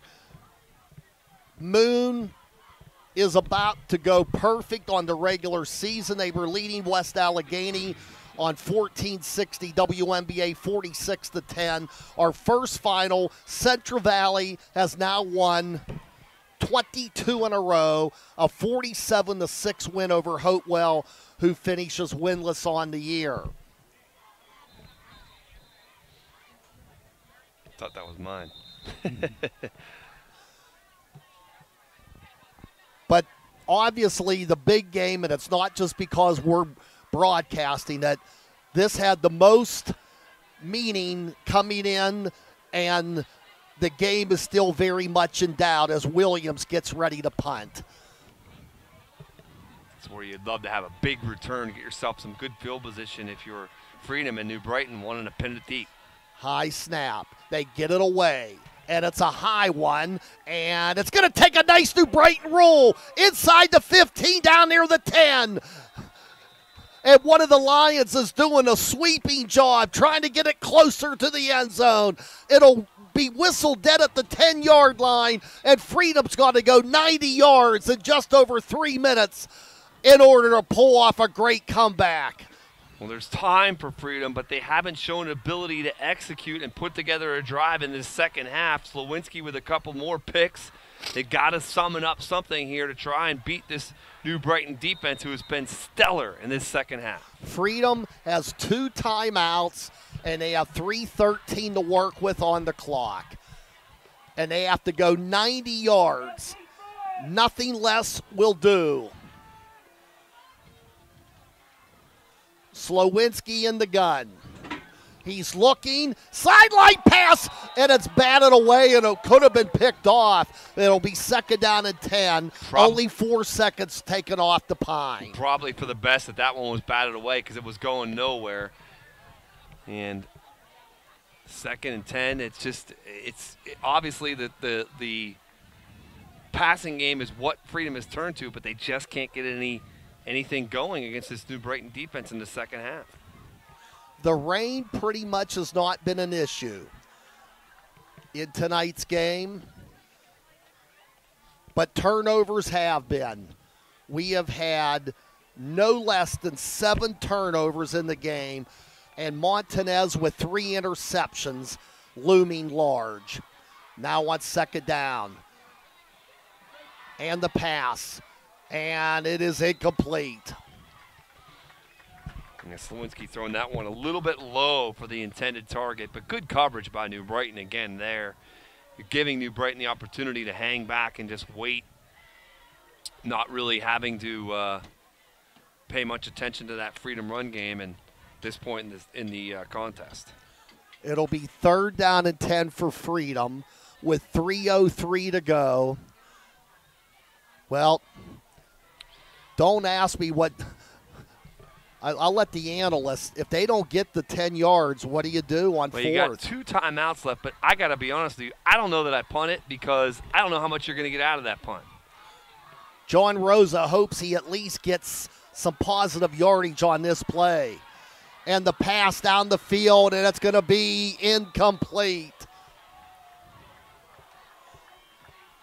Yeah, I mean, it is a decision here with the 2:56 mark of quarter number 4. Do you punt it away and try and get it back, or do you just roll the dice and they're going to take a timeout? If you take a timeout, that means you're going for it. And they're going to punt it. I'm not so sure that's been Slowinski in there at quarterback. It looked to me like it was 14. That would make it Silberger, but I'm not positive on that. Anyway, it's fourth down. Freedom will punt. They have 2 timeouts left and 2:56 to go in the game. New Brighton trying to get into the postseason, and it's partially deflected, and it's caught down around the 5-yard line. New Brighton has the football, first down and goal. Yeah, 4th down and 10. They punt it away to try and get field position so they can use their timeouts and get the football back in better stead, but the punt block makes that decision go awry. And it'll be 1st and goal, New Brighton, at about the 3-yard line. Now New Brighton can really get it down. They're going to say the 6-yard line is the line of scrimmage. A partially deflected punt. Obviously a touchdown here, and New Brighton's ticket will be heading to the play. Look out! There is a loose ball, and who's got it? That was on the snap. It looks like New Brighton keeps it. Pugh might have been able to dig it out. Bob, just a quick final to pass along to you over on NBA from the Fry Transportation Instant Update Desk. Moon does defeat West A 46-10 to complete its perfect regular season. Wow. Ryan Lynn and the Tigers, congratulations. And Olsh has now gotten back up on top of Cornell. It's 13-12. Boy, that sounds like a thriller there. Olsh is heading to the playoffs as Rochester's about to defeat Northgate if they haven't beaten them already. But New Brighton has the ball. Now Freedom's going to spend one of their 2 remaining timeouts to freeze it at 1:54. And the Lions might have gotten a yard to the 5. With 1:54 to go, Freedom uses its second timeout. They could stop it one more time. New Brighton, if they get in, it's anybody's guess who they would play in the first round. They would be the 5th team out of the MAC, but I don't know if that would automatically get them playing against Stowe Rocks, which will be the number 1 seed with the assumption that they won their game. They started at 6 tonight at Carleton. In fact, we might be able to get a final on that one before we exit this evening, because Southside is at Western Beaver tomorrow on Beaver County Radio. But that would be the miracle of miracles if Stowe Rocks was to lose tonight. A couple more finals to pass along to you. The Quips defeat Newcastle 63-6, and Beaver Falls blanks Riverside 58-0. Also a final, Rochester 48, Northgate 6. Congratulations to Coach Matzuk on victory number 200. Yes, what an achievement.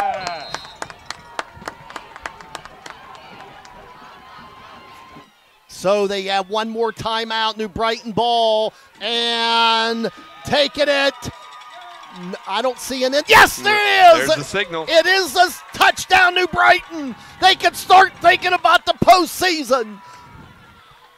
That is a big turn of events for the Lions. They get the block punt. They eventually get into the end zone, and that about closes it out with 1:48. Still some time remaining, but very uphill climb now for Freedom. I believe Keiondre Williams got the ball. There was a scrum of players in the middle of the line.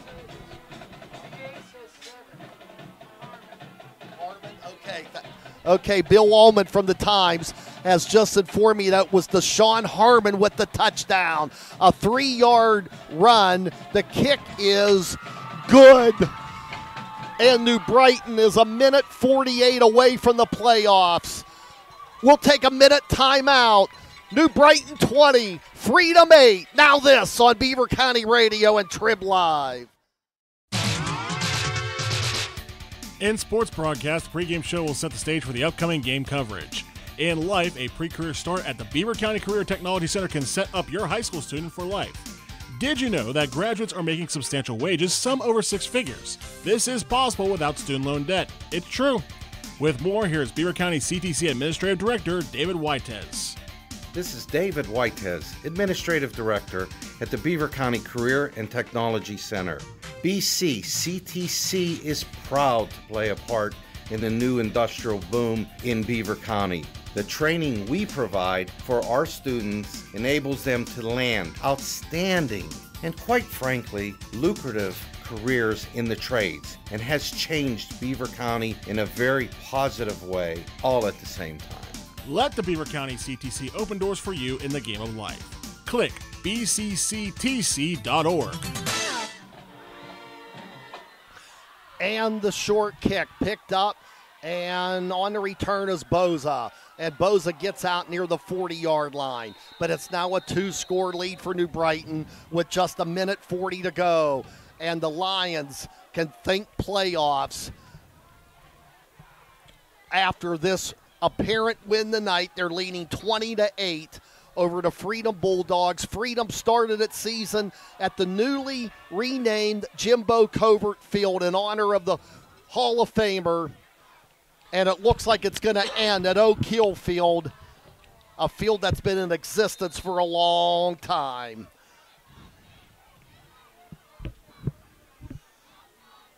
It's safe to say that whoever New Brighton draws will be undefeated, because there are a load of undefeated teams in 2A.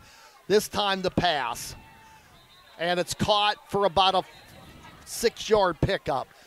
But Jason, Joe Greco and the Lions, at least for a couple of days, can enjoy this win and look forward to the postseason and then worry about next week, whoever that opponent's going to be. Yeah, a couple other scores to pass along as soon as this play is over. We'll get to them.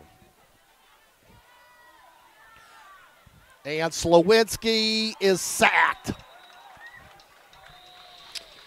Blackhawk has taken the lead on Beaver now, 14-12, late in the game. And Montour also leads Chartiers Valley 34-27. That's a game that has some playoff implications as well. And Laurel over Neshannock now 35-6. Those are all fourth quarter scores. And I think Freedom has used their final timeout. Yeah, Moon with the win eliminates West Allegheny from the playoff mix. West Allegheny needed a win. Olsh needed a win or a Northgate loss from my calculation. They get the Northgate loss. Olsh would like to get the win, of course, and give Cornell its only defeat in the Big Seven. It was 13-12 Chargers at last check. Most of the games not close tonight. This one was for much of the time.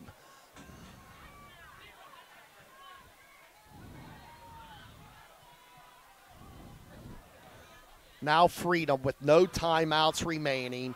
1:03 to go, and they need nothing less than a miracle. Ball is almost picked off, and now it's complete off the deflection for a short pickup of a couple, the Josh Yeck, but the clock is winding down, and Freedom cannot stop it.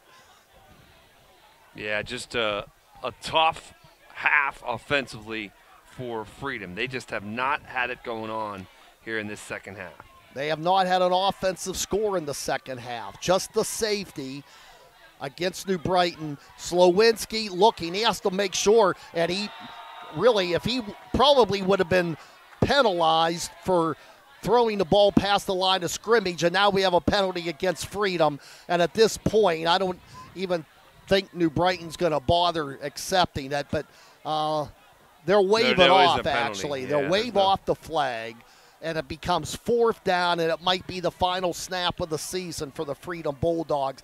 In fact, it is New Brighton football. That was fourth down, and the Lions just have to put a knee on it, and they'll go to the postseason. The seniors who were honored tonight will get at least one more go of it, probably next Friday night on the road. And diving to get off the field is Montanez. What a night that young man has had with 3 interceptions. Yeah, tough way to go out for Freedom, not able to come back here in this second half, but what an effort by New Brighton's defense in this second half, really keying this win. They'll take a knee, and the New Brighton Lions, who did not get the call last year from the WPIL, even though they were 5-2. This year, they're 4-6. But it's good enough to get them to the postseason. The final score, New Brighton 20, Freedom 8. New Brighton's headed to the playoffs, and Freedom season has come to an end. We'll talk about it in our Electric Garage Door Sales postgame show. Lions headed to the postseason. A 20-8 victory over Freedom, and you heard it on Beaver County Radio and Trib Live Sports. Community College of Beaver County is more than a place to build a career, it's a place to belong. With extra financial grants and less fees, programs that get you to graduation or on the job fast, flexible courses that come straight to you, and full support along the way, CCBC offers real learning for real life. Don't just attend college, experience it. Visit ccbc.edu to browse classes and get started, or call 724-480-3504 to connect with CCBC. You belong here. In order to call the right play, you have to be able to communicate. Dental hygiene not only affects appearance and eating habits, it can also have an impact on your ability to speak clearly. Dr. C. Timothy Lip wants you to keep your teeth in the game, and he has a playbook designed for success so that you can call the right play or even call an audible. Get suited up for a win, or at least a winning smile, by joining Dr. C. Timothy Lip's team in Beaver Falls or Robinson Township. Visit lipdentistry.com. How would you like to have a little extra cash to sock away at this time of the year? Or how about Christmas cash for your stocking? Well, whether you wear socks or stockings, Friendly Federal Credit Union will have you dancing on your tippy toes in that footwear with their holiday loan special. For a limited time, borrow up to $2,500 from just 2.5% for 25 months with approved credit. Click friendlyfcu.com or follow on Facebook and Twitter. Member NCUA, Equal Housing Lender. In Beaver County, there are many great stories to tell. One such worthy story is that of the Drug-Free Community Support Program. Now in its 4th year of serving Aliquippa, the project has enjoyed great success through in-school interaction, education, raising awareness, and data analysis. The Drug-Free Community Support Program in Aliquippa has a mission to help local youth make better decisions regarding alcohol and drug use. For more information or to find out how you can get involved, visit Drug Free Aliquippa on Facebook.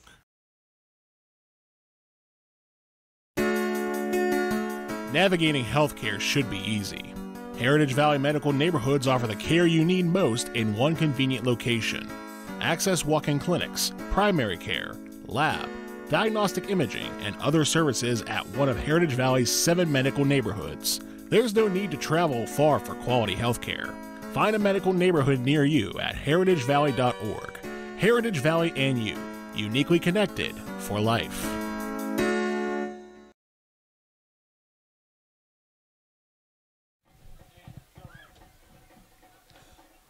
It is now time for our electric garage door sales post-game show. Well, the end zone wasn't open often tonight, but it was open just enough for the New Brighton Lions, and they score 3 touchdowns, and they punch their ticket to the playoffs. As Don Rebel would say, the highway to Hines begins next week. It might be a long road for the Lions, and maybe a brief one, but at least they're part of the field in 2A, and they win it tonight over Freedom to clinch a playoff spot 20-8. Yeah, they were not perfect tonight. New Brighton wasn't, but they made the plays when they had to be made to get into the postseason, and the defense was really good down the stretch in the second half. Let's develop this one from the start. Keiondre Williams catches a 27-yard pass with 16 seconds left in the first quarter. It was 4th and 9 for New Brighton, but Gary Pugh finds Williams. Now, they faked the extra point kick. They tried to pass for 2, and they came up shy. It was 6-0. Freedom tied it on a 3-yard run on 4th down and goal by Josh Pale with 1:39 to go in the half, and that got started when Carter Slowinski picked off a Pugh pass. And then Freedom was whistled for a 5-yard false start, and the kick hit the right upright. And maybe if they don't have those 5 yards, they're in the lead, and who knows how this plays out. It was 6-6 at the end of the first half. But then New Brighton strikes in the second half with 6 minutes exactly left in the third quarter. Blake Mckay scores on a 14-yard touchdown catch, which started on a Montanez pick, 1 of 3 by Montanez. The kick was good, and it was 13-6. But then Gary Pugh had to go out briefly. He got injured, and the backup quarterback, the sophomore, Brian Taylor Jr., comes in. From his end zone, he threw the ball out of the end zone, incomplete, but the official said there was no receiver in the vicinity. It counts as a safety for Freedom. That make it 13-8. But Desean Harmon put the finishing touch on it, a 3-yard run with 1:48 to go in the fourth quarter. The extra point was good, 20-8. And Freedom's offense never threatened to score. This is a victory for the New Brighton Lions, but especially that defense. Freedom didn't even sniff at a touchdown in the second half, Jason. And the Lions will go into the playoffs with a 4-6 record, but because there are 8 teams in the Midwestern Athletic Conference, 5 teams get to go, and unfortunately for Freedom, they don't take 6, and the Lions will be the final representative from the MAC, and they'll go against presumably an undefeated team in the first round, but let the Lions enjoy this one, Jason. It's been a tough year in spots, but they survive and they get to the playoffs, and everybody starts 0-0 after this. Yeah, and the thing about New Brighton that you have to think about is that they lost their starting quarterback midway through this thing, and Gary Pugh stepped in and has done yeoman's work at that backup spot, and he finds a way on senior night in front of a rival in a do-or-die situation to engineer a win for his ball club. And hats off to New Brighton, especially on that defensive side, generating those turnovers in the second half, doing enough to get them across the finish line and into the postseason. As they celebrated the seniors tonight, and we heard it on Beaver County Radio, there will be at least one more match for the seniors of New Brighton. They win it 20-8. We'll announce our Community College of Beaver County players of the game after this timeout for Robin and her winning team. Electric Garage Door Sales, Pennsylvania Avenue, Monaca. We'll take this break. Lions win it 20-8 to lock up a playoff spot, and you heard it on Beaver County Radio and Trib Live. It might be time to repair or replace that old garage door. Bob Barrickman here for Electric Garage Door Sales in Monaca. Call on Robin and her team of expert installers. Dial 724-774-3200 and your door will work like a charm. Featuring CHI quality garage doors and LiftMaster garage door openers. With over 50 years of experience, Robin and her team will get it done right. Give them a call, 724-774-3200, or find them online at electricgarageDoorSales.com.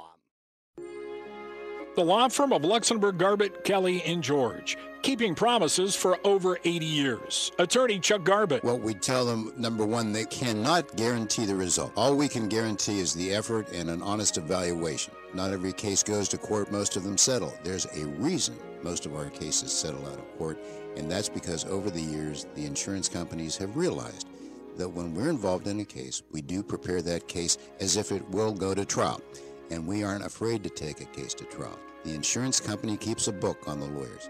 There's a lot of lawyers out there that yell and scream and they pound their chest and we're going to do this and we're going to do that, but they haven't seen an inside of a courtroom maybe in 30 to 40 years, and the insurance industry knows that. Well, with us, it's a little different.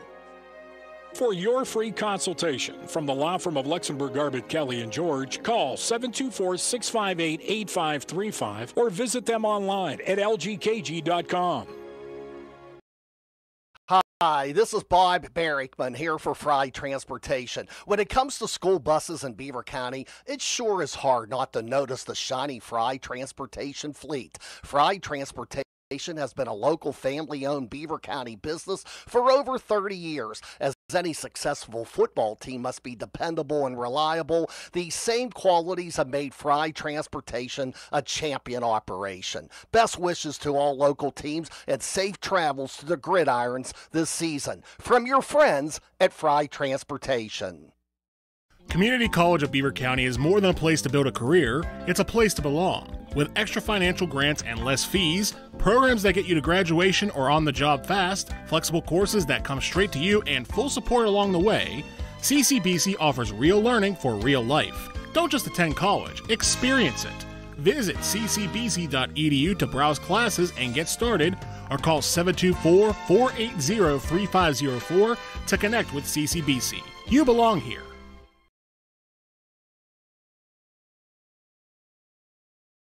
It's the big game of the week, and you've got the best seat in the house. Play-by-play coverage on Beaver County Radio. Today's game is provided in part by Medic Rescue, Keystone Wellness Programs, click KeystoneWellnessPrograms.org. Drug-Free Aliquippa, the law firm of Luxembourg, Garrett, Kelly & George, LGKG, and the Lockwood Insurance Agency, among others, right here on Beaver County Radio.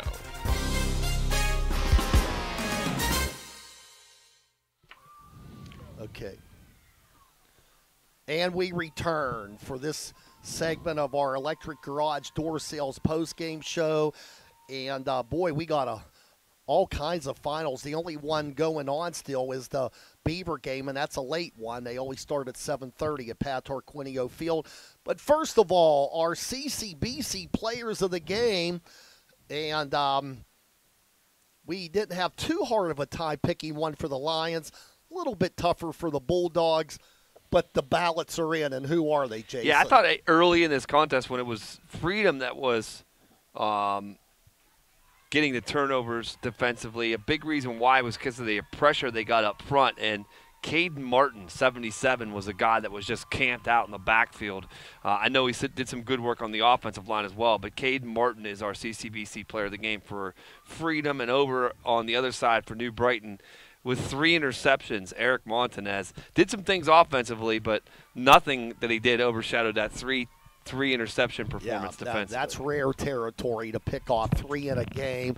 And congratulations to Caden Martin of Freedom, Eric Montanez of New Brighton. Montanez's season continues next week against an opponent to be determined by the WPIAL. Freedom season comes to an end at 4-6. And New Brighton improves to 4-6, but New Brighton plays on. We'll take one more timeout. We'll go down the scores. Malik Garrett and Bruce Fry will have more than an hour to talk high school football with you right here on Beaver County Radio, where New Brighton has defeated Freedom and locked up a playoff berth 20-8. And we'll wrap it up after this word for Electric Garage Door Sales here on Beaver County Radio and Trib Live Sports. Have peace of mind that when an emergency strikes, we'll be there. That's why a Medic Rescue membership is so important. Medic Rescue has been Beaver County's #1 provider of emergency medical care and transport services for over 40 years. Our trained paramedics and emergency medical technicians are knowledgeable, experienced, and can evaluate emergencies quickly and accurately so that you get the life-saving care you need. Get the comfort that comes with a Medic Rescue membership. Call today, 724-728-3621. Medic Rescue, caring for our community.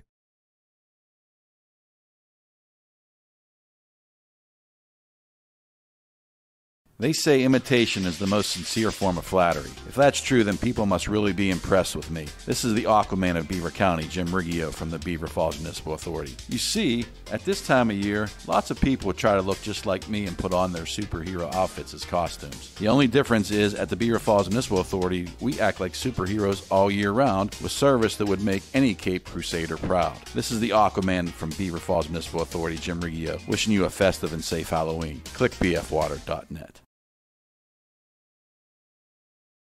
I just love my Tyler Mountain Waterman. That's something I hear all the time. This is Stefan Sasek from Tri-State Waters. I'm the guy that is out and about delivering that Tyler Mountain 100% natural spring water. I'm everywhere from New Brighton to Old Economy. Tri-State Waters delivers, and I'm the one driving the truck. From Beaver to Raccoon Township, I'm the waterman they love and the waterman that delivers. We even go to Poland, well, Ohio that is. If you need home or office delivery, call today and ask for Stefan, 724-774-4644. How would you like to have a little extra cash to sock away at this time of the year? Or how about Christmas cash for your stocking? Well, whether you wear socks or stockings, Friendly Federal Credit Union will have you dancing on your tippy toes in that footwear with their holiday loan special. For a limited time, borrow up to $2,500 from just 2.5% for 25 months with approved credit. Click friendlyfcu.com or follow on Facebook and Twitter. Member NCUA, Equal Housing Lender. How can I help my child to make positive choices? Start with a conversation. Start making the difference. Beaver County Parents, is your child between the ages of 10 and 14? If so, Keystone Wellness Programs is offering the Strengthening Families program in your area. This free program is designed for families to have fun together while learning ways to promote family bonding and communications. For more information about upcoming sessions near you, visit KeystoneWellnessPrograms.org. Paid for with PA taxpayer dollars. In order to call the right play, you have to be able to communicate. Dental hygiene not only affects appearance and eating habits, it can also have an impact on your ability to speak clearly. Dr. C. Timothy Lip wants you to keep your teeth in the game, and he has a playbook designed for success so that you can call the right play or even call an audible. Get suited up for a win or at least a winning smile by joining Dr. C. Timothy Lip's team in Beaver Falls or Robinson Township. Visit lipdentistry.com.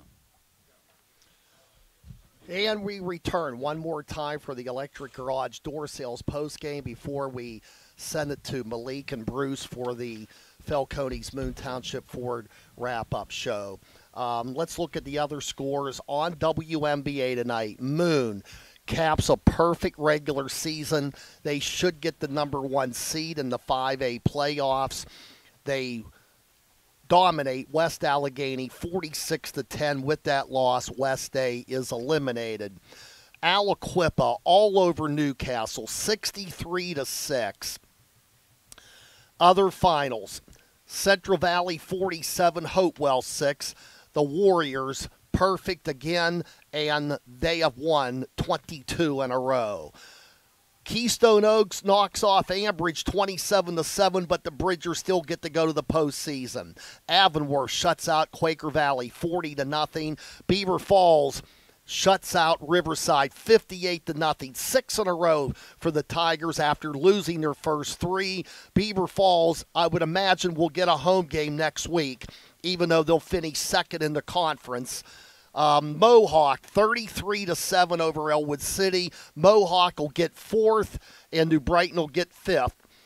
Rochester easily over Northgate 48-6, and it turns out that Olsh didn't need any help from Northgate, nor did they get any.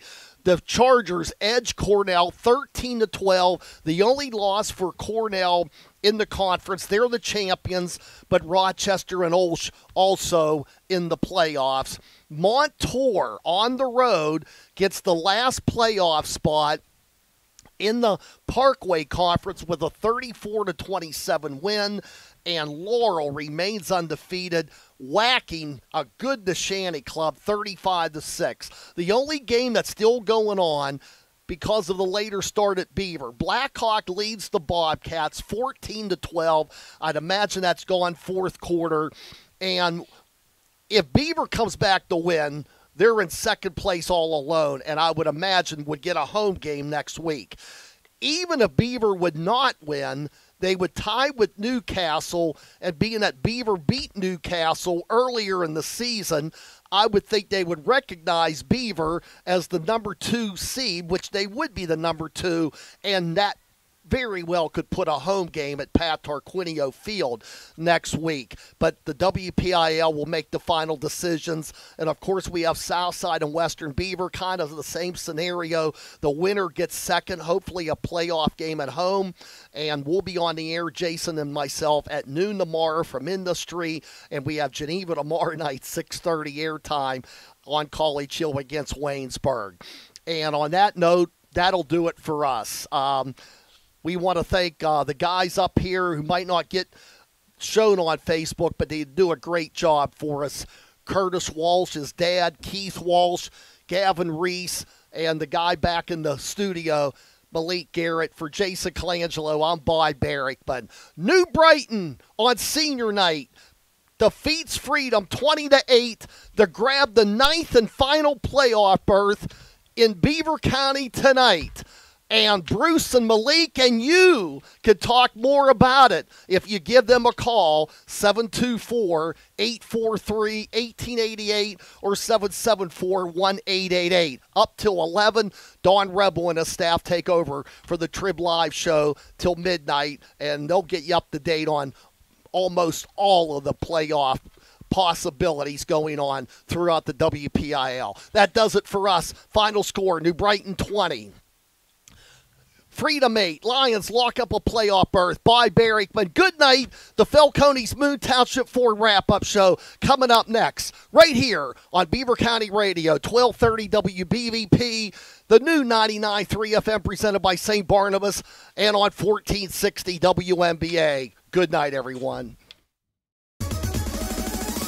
Know if your team won or lost right away with a visit to the webpage scoreboard at beavercountyradio.com. As soon as the games are over, Beaver County Radio will have all the up-to-date high school football scores posted, along with game recap stories and action photos. It's Beaver County's #1 online source for high school football scores and more. Presented by the Laughlin Insurance Agency, Friendly Federal Credit Union, Drug-Free Aliquippa, Keystone Wellness Programs, Dr. C. Timothy Lip, Heritage Valley Health System, and the Beaver Falls Municipal Authority. Click beavercountyradio.com.